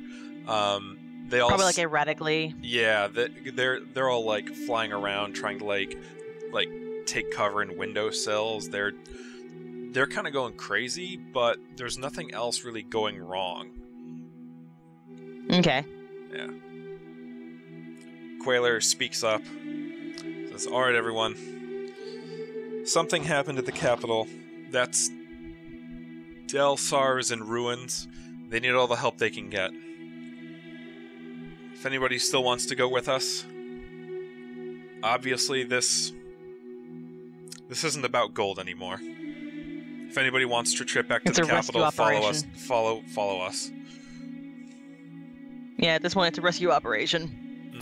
How many miles from here to the capital? It's about a 2-day journey. 2-day travel? On, like, going as fast as you can on horseback with the caravan.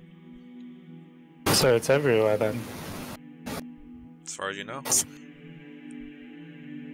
Malik's first response is to immediately worry about his family back home.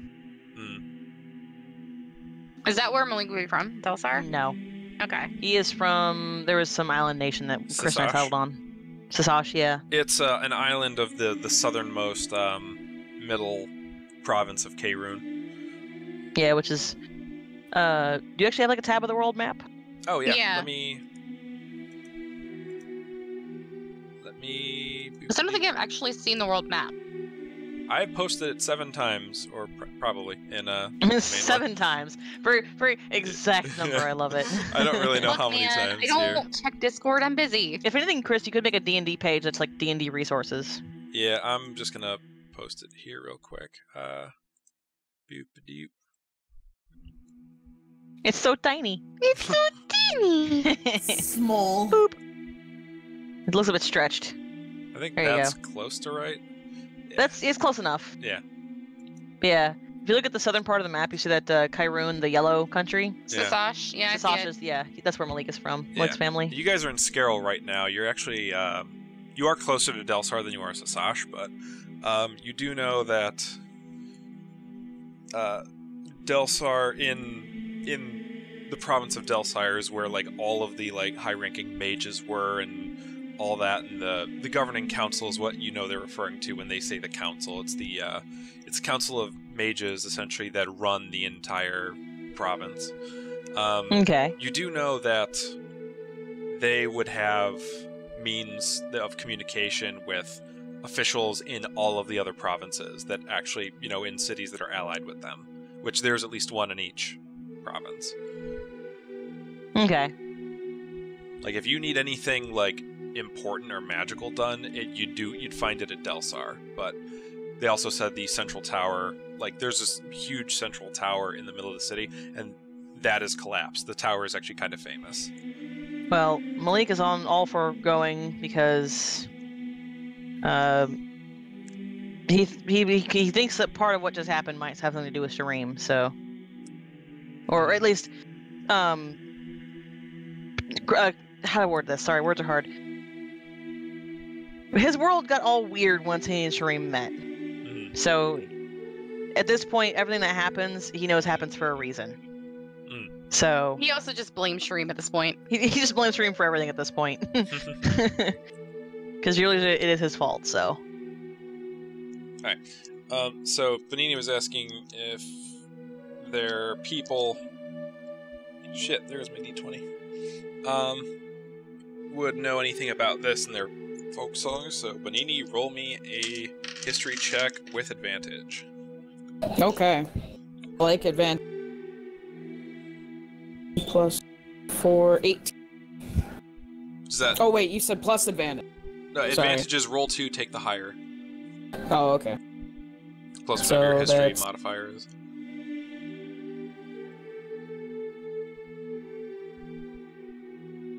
That's a total. What was it? 19, that's the total. Alright. You do know that the folk songs of your people have described, like, a big event that essentially opened up passage into the current plane that you're in. And it was followed by a shockwave, and there was a lot of death associated with it. Oh boy. And they essentially sing of just like what was perceived as an apocalypse at first, but brought forth a new world from their perspective. Yeah, it sounds about right for their culture. Always celebrating the good things. Oh, Titan's here. It's it's Caden's voice acting it. But anyways, Okay. So back in the tavern, everyone is now like ferrying out all their supplies to head back to the capital. Solaris, you see Solaris, she kind of like looks a little out of it, like a little distant, like kind of like that like 1,000-yard stare, just like not really focusing on anything. Ras is getting ready, and Quailer and Vilcira are getting their stuff prepped onto the wagons. Does anybody now there are some there's a bunch of supplies if anybody needs like an extra sword or a shield or anything like that, you're more than welcome to take some. I'm good. I'm loaded. You first. No, you go.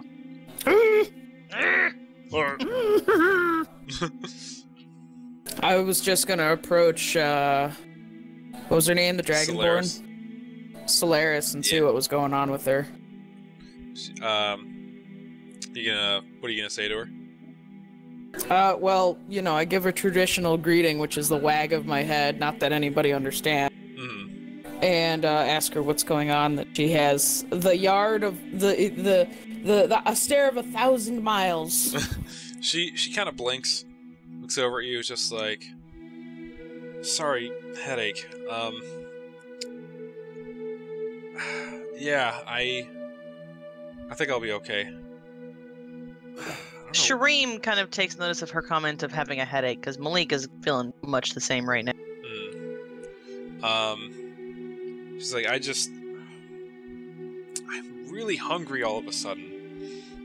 I'm normally not this hungry. I'm gonna get some rations, extra rations, and I'm gonna get my stuff ready. Are you coming with the caravan? He shrugs, unsure. He goes, I don't know, fighting everybody else's battles. So, no. Bye. Came in, realized I was going, oh fuck. Yeah. Left. Was it Derpy? That was Tony. Or... oh, okay. And so she'll go and get a few rations. She says, if you want to come with, are you a bard or just a musician? A bard. We could potentially use your help. With? Spells. Who knows? Am I getting paid? I can pay you if you'd like. A little bit here. Yes.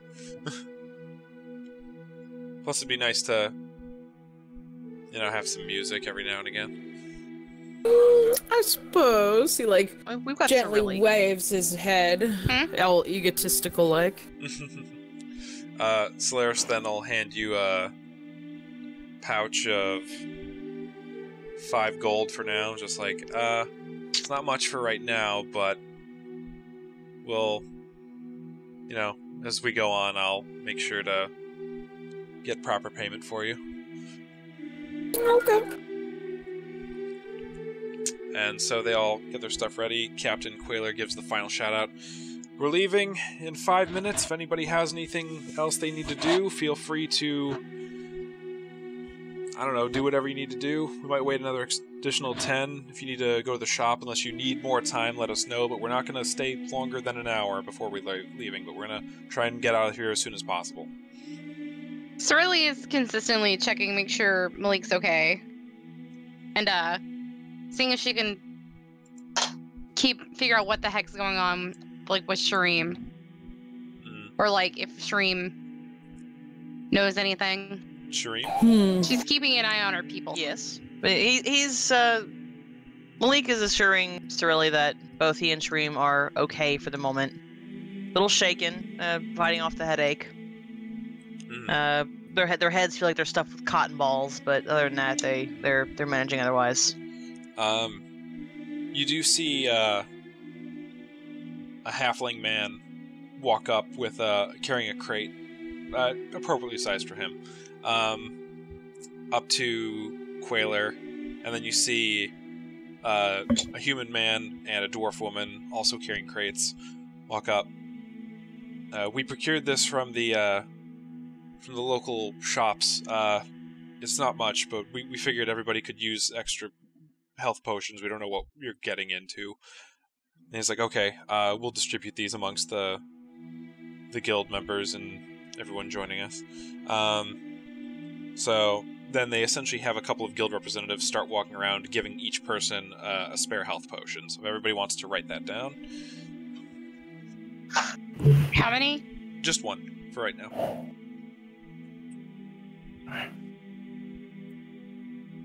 Which, go figure, some of these potions just arrived in the shipment that they delivered.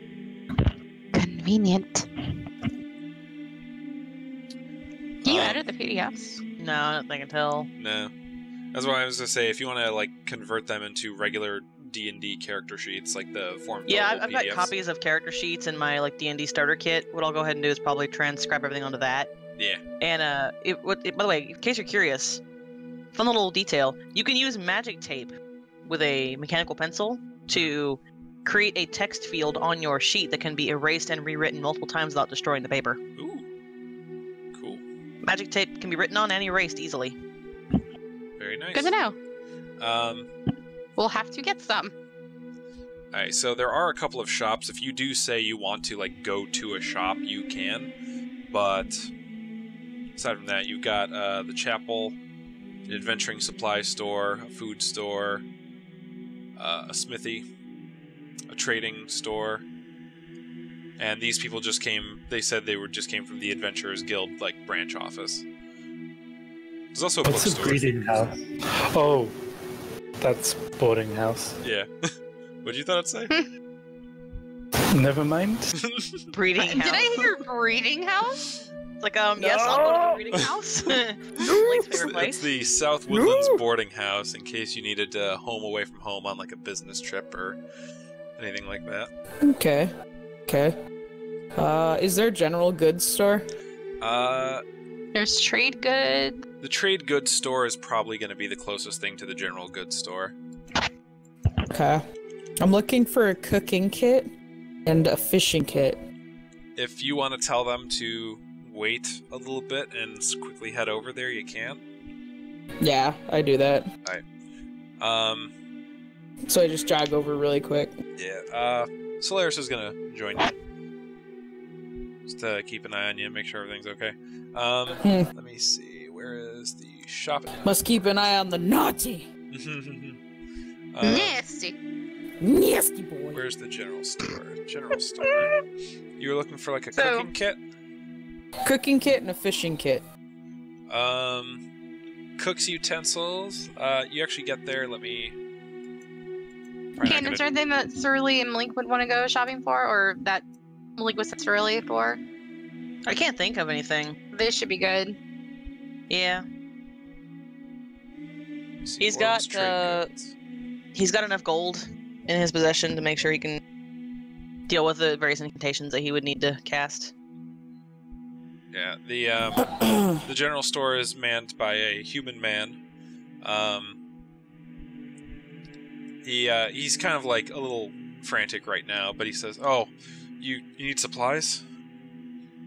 I would sure hope so if I'm in here. Alright, what are you looking for? A good cooking set and a fishing set. Cooking and fishing. He kind of like shakes his head a little bit to focus. We've got both.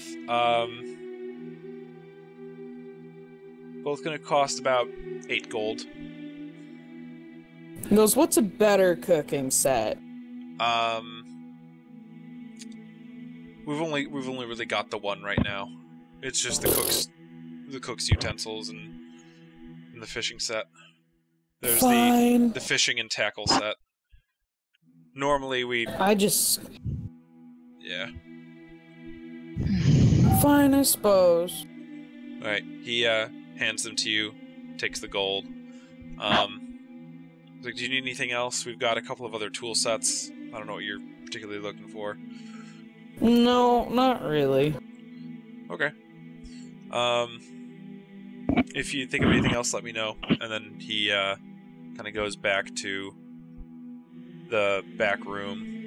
You can see like there's like a guard there, like getting supplies for the town, just with what all's happening. Anybody else need to do any shopping? Actually, let me make sure Malik does have enough gold.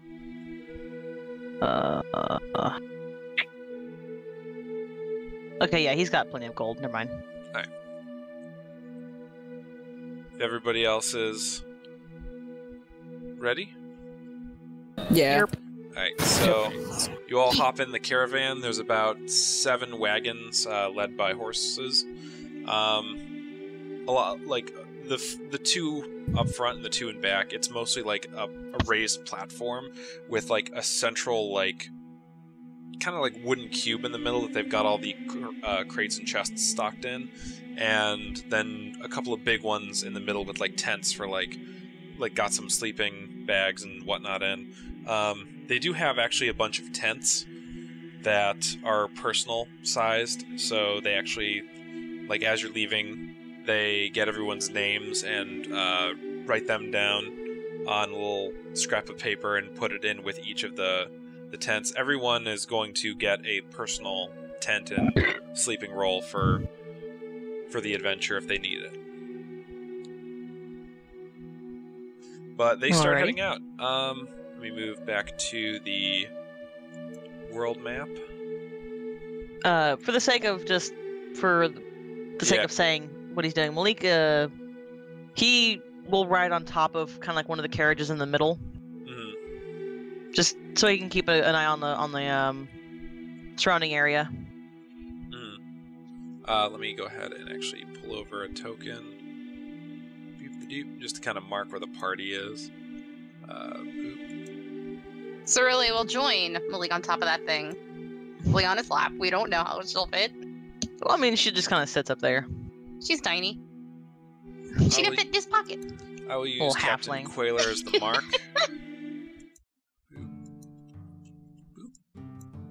You are at Skiril, and you are heading north. You do see kind of winding through the jungle. Yeah, you do see a couple of like little farmhouses on the way there. Nothing quite seems out of the ordinary, but on like the third one you pass, you do notice some people crying around a person who's not moving on the ground outside in front. They seem to be like they were working in the field when it happened. And the caravan essentially keeps going.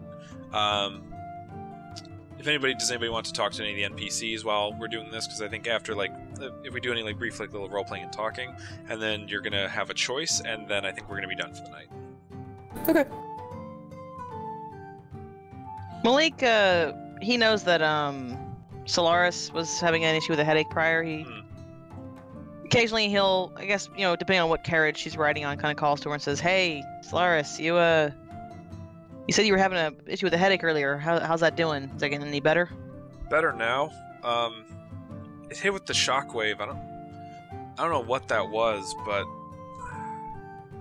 And then he's like, "You didn't happen to hear like a weird roar or anything right before it happened, did you?" No, it's just the shockwave hit, and then I got a little bit of a headache. It's weird. He just kind of nods, goes, okay. Kind of minds his own business after that. Just kind of goes back to himself. Velsira will perk up and say over to Solaris, like, "I felt it too, but I didn't get a headache. It was definitely magic, but I don't know what it was. Can't think of anything the gods have done recently that would have warranted anything like that. Never heard of anything like that happening." So I have a quick question. Given Cirilli is kind of dealt with the same magic that Malik has, would any of this have affected her in any way? You're fine. Yeah. Okay. Everybody. You do notice that it seems that everybody who is in the tavern wasn't affected. Yeah, if you were inside, it seems like it wasn't as much of an issue. So who all is on this caravan with us? Like, what NPCs are on the caravan? Is the kobold here with us? Yeah, the kobold is there with you. He's just trying to ride to the capital, but he is kind of keeping to himself. Obviously he doesn't have the kind of like scheming or conniving look like he was looking around at people trying to listen in on conversations. He's kind of keeping to himself right now, just like got a worried look on his face, just thinking like, what the hell's going on? Quailer is like laser focused. He's just directing the horses. He's trying to like, navigate the woodlands. There's a couple of times where like the main road kind of fades off, and he has to navigate a little bit and get back onto like a main road.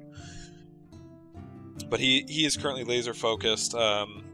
Velsira keeps like kind of like going around to the various carts, like when they slow down to switch carts and like see if anybody else is feeling okay, just making sure there's nothing like...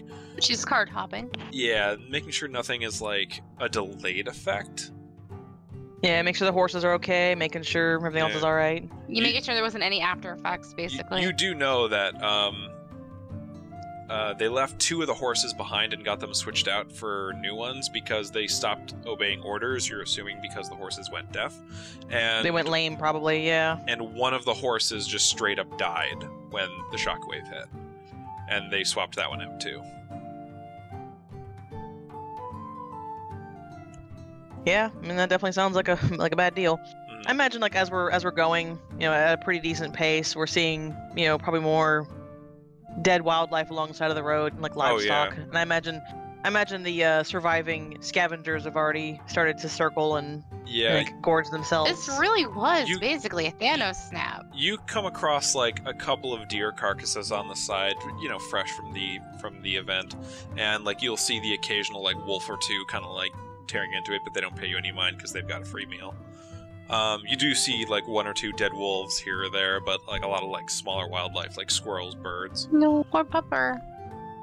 Yeah. Along the way, occasionally, Malik is gonna hop off long enough just to, like, as they're passing by, check the corpses, see if there's anything strange about them at all.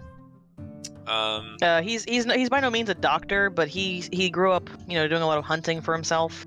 Yeah, if you want to roll a medical check. Okay, let me get my tab over here. Medical is... Yeah, medicine is just +1, okay. Excuse me. 3. Oh. It's a dead deer to me. Yeah, that's dead, Jim. That deer is dead as hell. Prime jerky material. He does point out, it's like, by the way, if we do need any food for tonight and want something fresh, and I got plenty of fresh kills to turn into some food tonight. Malik, that's dark, but you're not wrong. Quailer actually says, we don't know if that thing tainted any of the meat. I'd say we stick to fresh kills if we need more supplies. Yeah, that's kind of like what he was checking too. Is like, that is a fair point. I just kind of figure I'd throw it out there. Mm-hmm. So then he jogs and catches up to the caravan. Yeah. The caravan actually is at the point, though, where it's getting so dark that they are saying, alright, as soon as the sun is completely set, we're gonna stop off the side of the road and set up the tents for the night. Does anybody else want to say anything, talk to any NPCs before we do this? I want to talk to the rest of the player characters here. Okay. See who they are, because he has no idea. Feel free. Yeah, because our characters haven't really had a chance to like really get introduced to each other yet. We could do it over a campfire. Yeah, they'll pull over and get some campfires going. They have everybody's tents go up. Bless you. Everybody's got personalized tents. They've got a couple of people who are going to stand guard around the perimeter while people are either eating at the campfire or starting to turn in for the night. So probably a few rotating watches. Yeah, feel free to talk and get to know each other. Malik's kind of just sharpening his dagger, one of them on like his little whetstone that he keeps with him at all times. Ravii'a is he's polishing his crest again. Mm-hmm. Now you say crest, you mean like on his head or like a necklace? Yeah, he's got like a Dilophosaurus crest. Oh, okay. Part of it is cut off, and in its place has been a surgical ruby in the shape of it. Oh, okay. So it's shaped like a crest to replace a huge scarred off crest. Malik kind of sees him polishing the crest. He goes, quite a fancy piece of headgear you got there. What's the story behind that? It cost all my money. Yeah, I can believe it.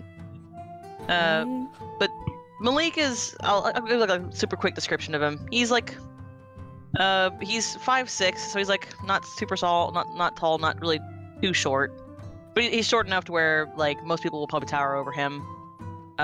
He's of like an athletic build, so he's not too lean, but he isn't like ripped or anything. Wearing mostly like just studded and like oiled leather, so it's like waterproof and whatnot. You can tell, like, from a glance, it's pretty much built for silence, but also durable enough to withstand a couple of slashes, from like a sharp weapon or something. It'll take a blunt force hit pretty well too.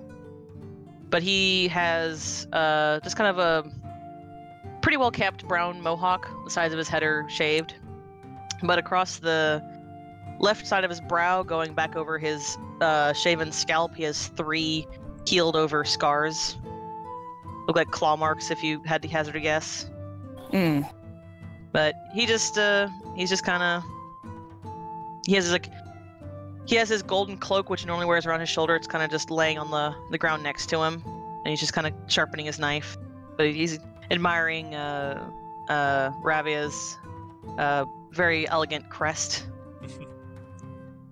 I would describe Ravii'a as a Dilophosaurus given man proportions, but really strangely. He doesn't have. Can he spit? he can spit like any other man, but no toxins.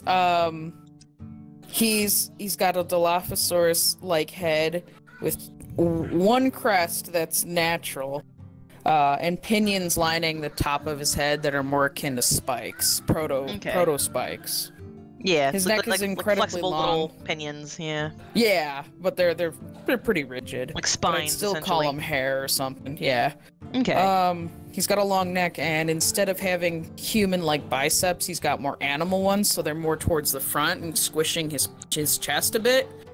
And his arms are unnaturally elongated, so much so they almost reach his ankles when he stands. Wow. He's lanky. Yeah, he's got a very difficult time keeping an upright posture, and he always leans a little forward with his tail falling.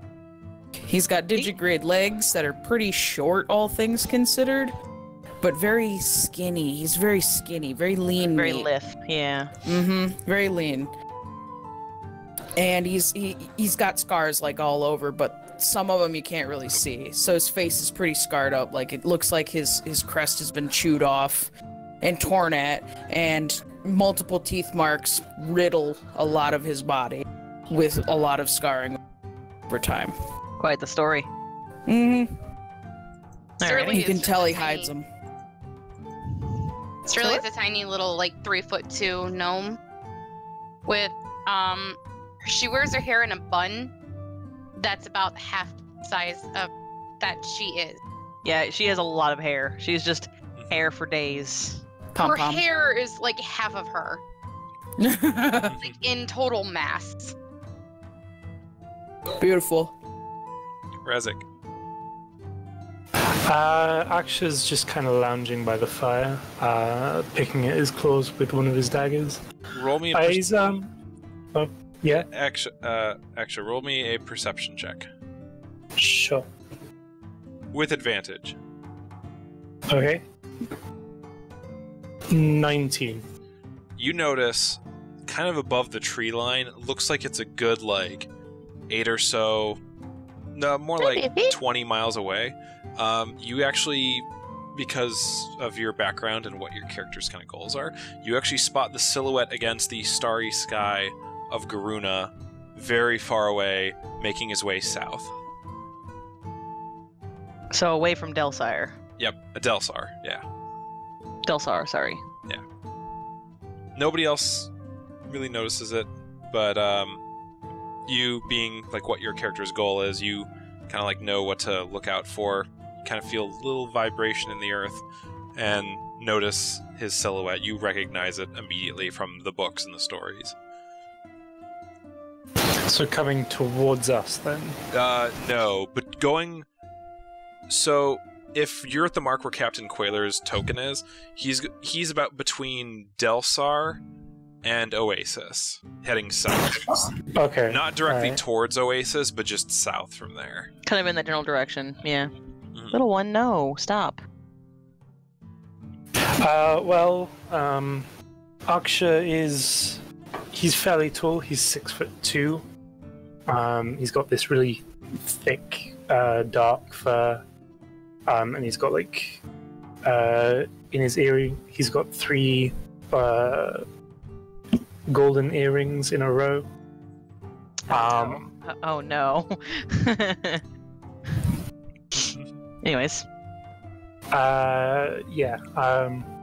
When he smiles or opens his mouth, you can notice that there's actually a fang on the lower part of his mouth is completely chipped off.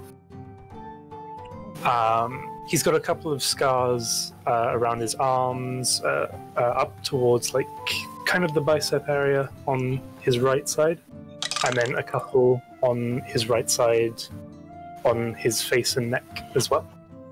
Okay. And in general, he seems quite casual with his posture. He doesn't hold himself too firmly. But he always seems to be alert and paying attention. Okay. I dig it. I imagine like his ears are like swiveling, you know, kind of always making little sounds. Yeah, exactly. Yeah. I want to ask though, What cats Acxa, or Razik, is your character like still like looking at the silhouette of Garuna walking off in the distance? Yeah, he's not taking his eyes off of it. Solaris is gonna walk over to you and sit down next to you, and then kind of say to you, like, "Do you see him too?" Yeah, I don't know where he's going. It's a bit strange, given the timing. Yeah, I just... Sharim, unbeknownst to everyone else, is kind of watching too. Yeah. Hovering about 15 feet up in the air and just kind of watching. She's gonna say, though, they always terrify me. I don't know why. I mean... They fascinate me. Besides the fact that they're giant behemoths. They're terrifying and they're awe-inspiring. And they're so beyond anything that we are. It's... exhilarating. It's Willie kind of laughs. Are a little bit jealous, are we? Not jealous. Not jealous. Curious, and I want to know more about them. There's not enough that we know. He kind of smiles at that. He goes, "You know, you and my sister would get along great. She grew up utterly fascinated with these things. Just couldn't get enough of them. That's why she committed her life to becoming one of the mages that keeps the city safe, because for as much as they fascinate her, they also, you know, she's has a lot of respect for them for their sheer destructive power." It is common knowledge at this point that every major city does have a group of mages, like on a team. If a titan gets close, they perform a spell that kind of makes like magic in the area seem bitter to them, and then it essentially drives them away, so they'll go off somewhere else. Like a deterrent, basically. Yeah. Like a bug repellent. It's like shark repellent or something. Jesus. Get the spray bottle. It's just a giant magic spray bottle with a giant mage hand squirting it, and the Titan's just like... Yeah, now. Bad down. Solaris will say, I just prefer to hope they go their own way and away from me, and God forbid the ones in the sea. I'm never going near the coast. Man. I guess it's not for everyone. Yeah, because you know... Ravii'a is picking his nose. This whole conversation is about him. Please don't with his tongue. Please don't with his tongue. Just... No! He's not eating that! No, he doesn't eat it, just using his tongue to pick his nose. Just... No! No. Like flick. Ew. But, once he's like kind of like going past the tree line and it starts to kind of like fade from view, Solaris is gonna nod to Acxa and say, just like, glad someone's keeping an eye out, and then walks back over and sits next to Ravii'a. Yeah. He's busy. He flicked a booger away the minute he saw her moving towards him. Oh my god, shit!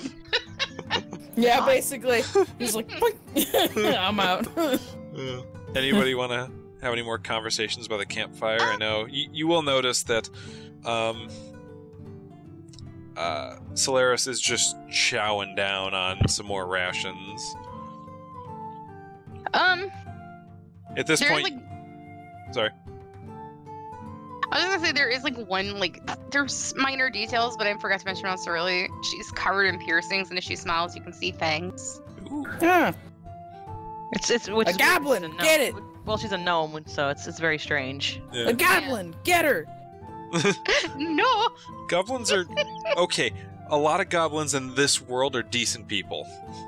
Goblin, get her! A witch. Burn Put her. it back in the box. Throw her in the fire. Kidding. Like she has like a nose piercing, tons of piercings in her ear. Goblin, get her. She's just full. Yeah. She's insulted. You do see a couple of the rest of the caravan start to head into their tents for the night. There's a rotation of patrols throughout the night. Do you guys head to bed, or do you want to keep talking for a little bit, or? Acxa will stay up. Alright. Yeah, Malik's feeling a little bit restless. After the morning and kind of how like anxious the whole situation's been making him, he's probably gonna stay up for the night. Well, for a little while longer at least. Ravii'a waves his hands and he goes, "Where are you all from?" And he just kind of points to the south. Family hails from Sasash, off the coast of Kairun. Cirilli nods, like, yeah, I mean, I don't really have that much family. My family is basically his family, so yeah, south. He's like, yeah, we kind of gestures a finger between him and Cirilli. It's like, we've been thick as thieves since kids. And so in some case, quite literally. He just kind of chuckles.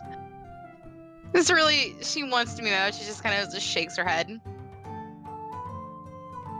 Why would you want to be mad, though? You're like, really? Bows and shit? Come on, anyone could tell the two of them have probably pulled some cons in the past. True. Actually, let me see if I printed that out on Quailer's sheet. Quailer will say that... Oh, I didn't print that out. Quailer's gonna be vague. He's just gonna say, I'm from around. Hopped from a few cities, settled in Delsar, and joined the guild. Velsira will say that she is from Zarnel, which is the province directly to the west. She says, I killed a warlord who was enslaving people in Kespal, our closest city, border to them, and kind of found my calling as a paladin, left and entrusted the good fight with people I had trained, and now I'm here, doing my god's work. He says, casually inspecting his nails as if that did not interest him at all. Cirilli's just messing with her lyre, making sure it's well tuned, and honestly, I don't think she's... If you look at her, she probably wasn't listening. I'm from... I guess nowhere, really. I spend most of my time on the water. Though I guess originally I was from Sundal, but that was a long time ago. I've been on the ocean since I was 8, I think. Congratulations, you water baby. Water kid.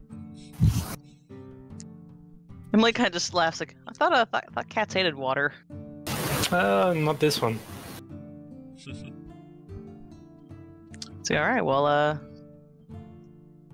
that's one thing I don't have to worry about then. Don't want you, moaning and groaning about your fur getting wet.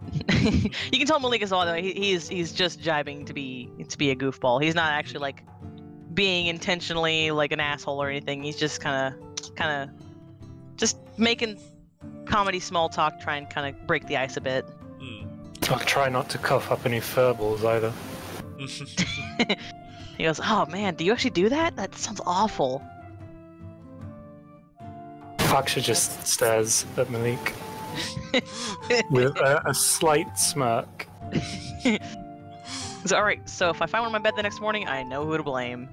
That's disgusting. That's all Ravii'a has to say as he cleans his I have nails. no idea what I just missed because I was looking up something. Oh, geez. Like So you about fit cats the and character. hairballs. Okay. Cirilli just she just starts playing her lyre a little bit. Campfire music. Ravii'a squints at her.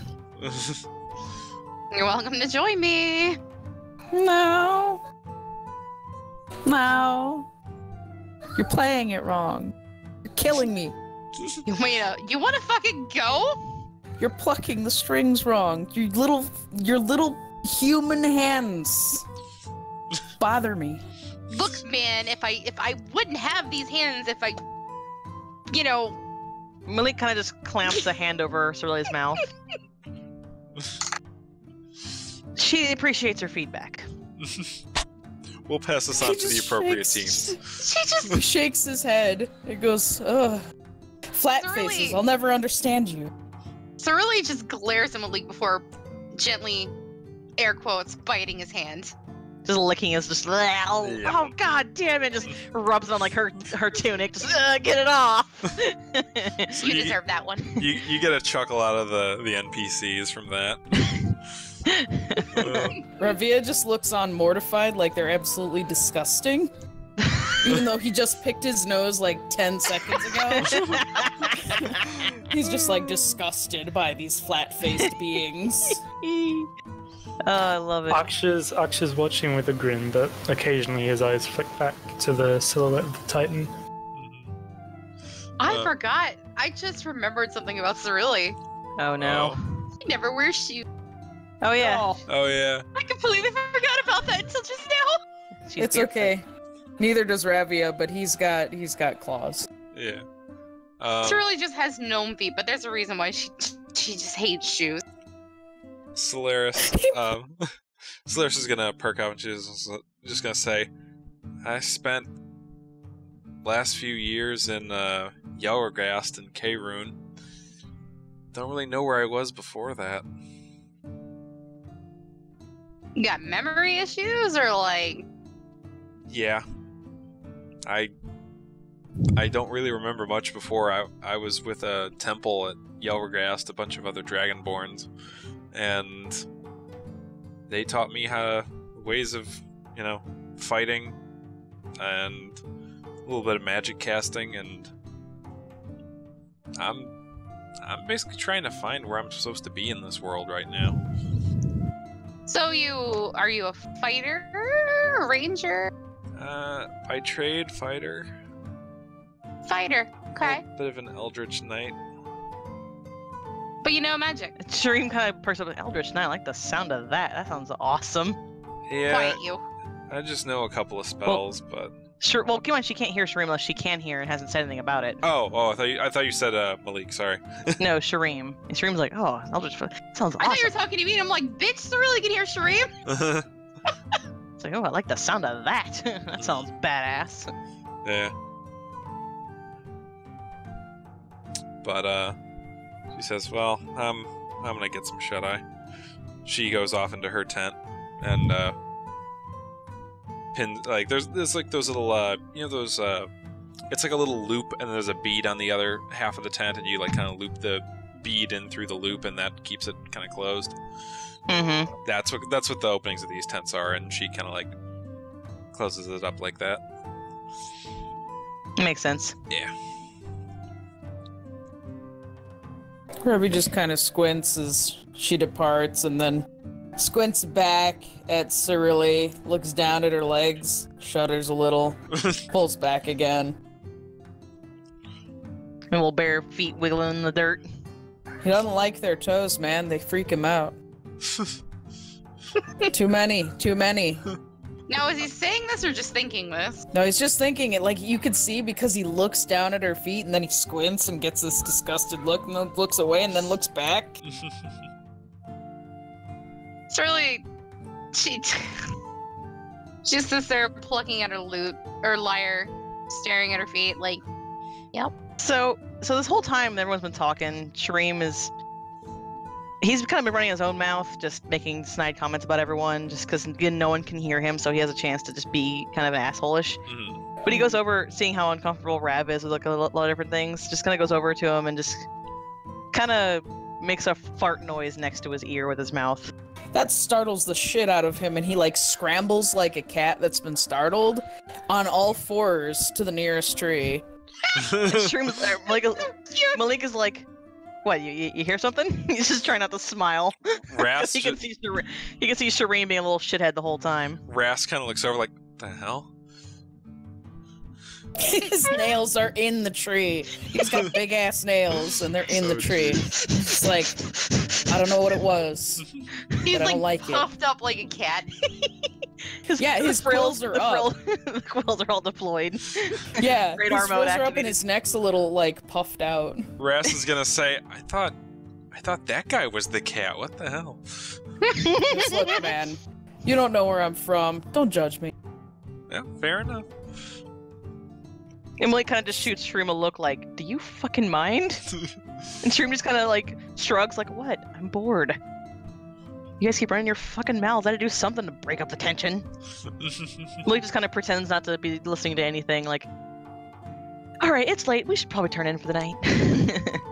Oh yeah, I forget. You're all diurnal. You fucking what, Nate? You're all diurnal. It means we sleep at night, Cirilli. Don't get your panties in a twist. Yeah, keep all 5 of your weird toes to yourself, okay? Did you say all 5 of your weird toes? It's like, You heard me. I thought she had 10 of them. No, Okay. I shouldn't. Okay, I have 10, but I shouldn't. It's like, what's that supposed to mean? Don't worry about it. Ras Would is you just like gonna me to look. chop them off? Your toes. Brilliant. Hand them over.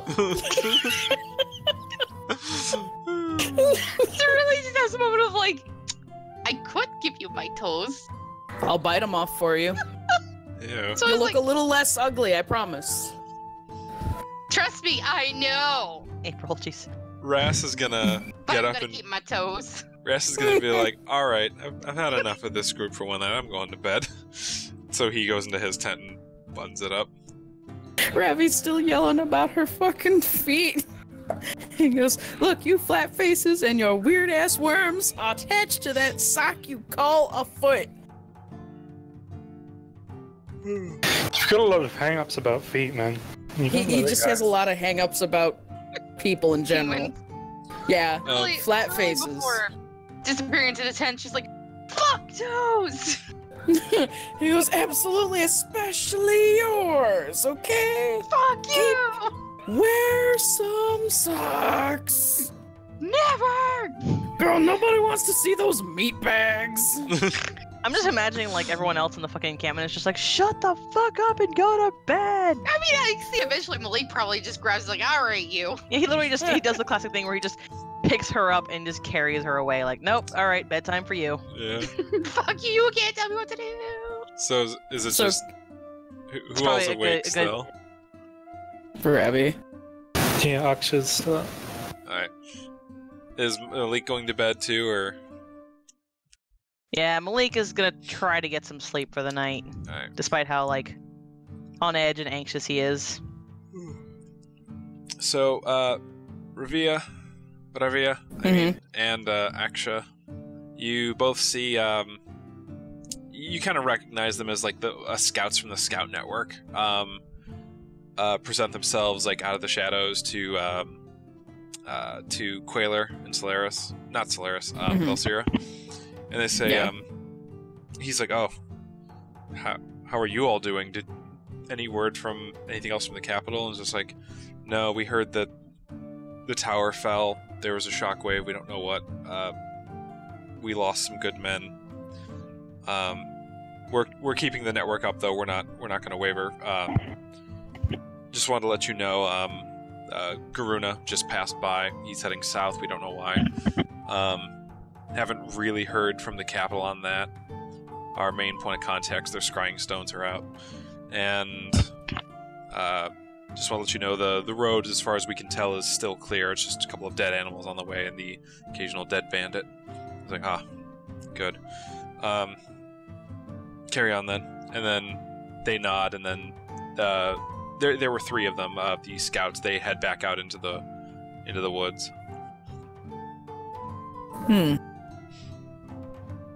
Okay. They were kind of like all done up like ninjas with like a ranger hood and like a cloth mask over their face, just their eyes visible.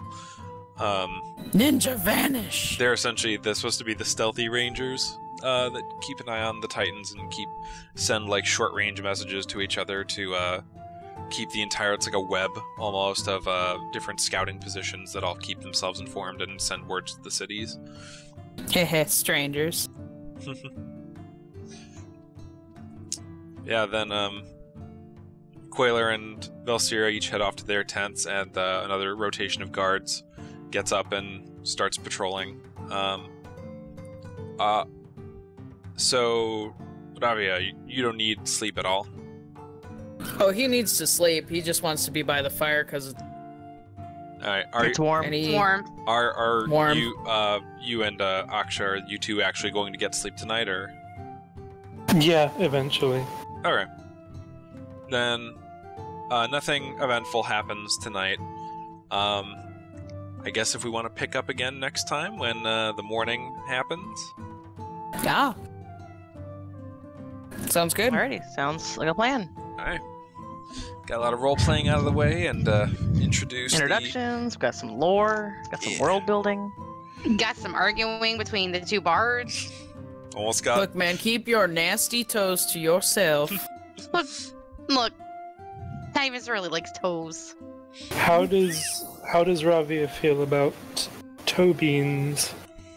He has them, so he can't complain too much. What about dragon feet? He wouldn't know. He's never seen them. What about tiefling like hooves? Look, those are just weird, okay? There's no toes there. There's just... But you don't even like toes! Shh! There's just nothing normal about it. There's nothing right about that. That's not right. That ain't All right? right. That's a crime against the stars and the moon. Because Sharim has dragon feet. Well, He's never seen them. yeah. He may eventually see them, so we'll see. Maybe one day. So I guess that's it. We're calling it a night then? Yep. Yeah. Hey.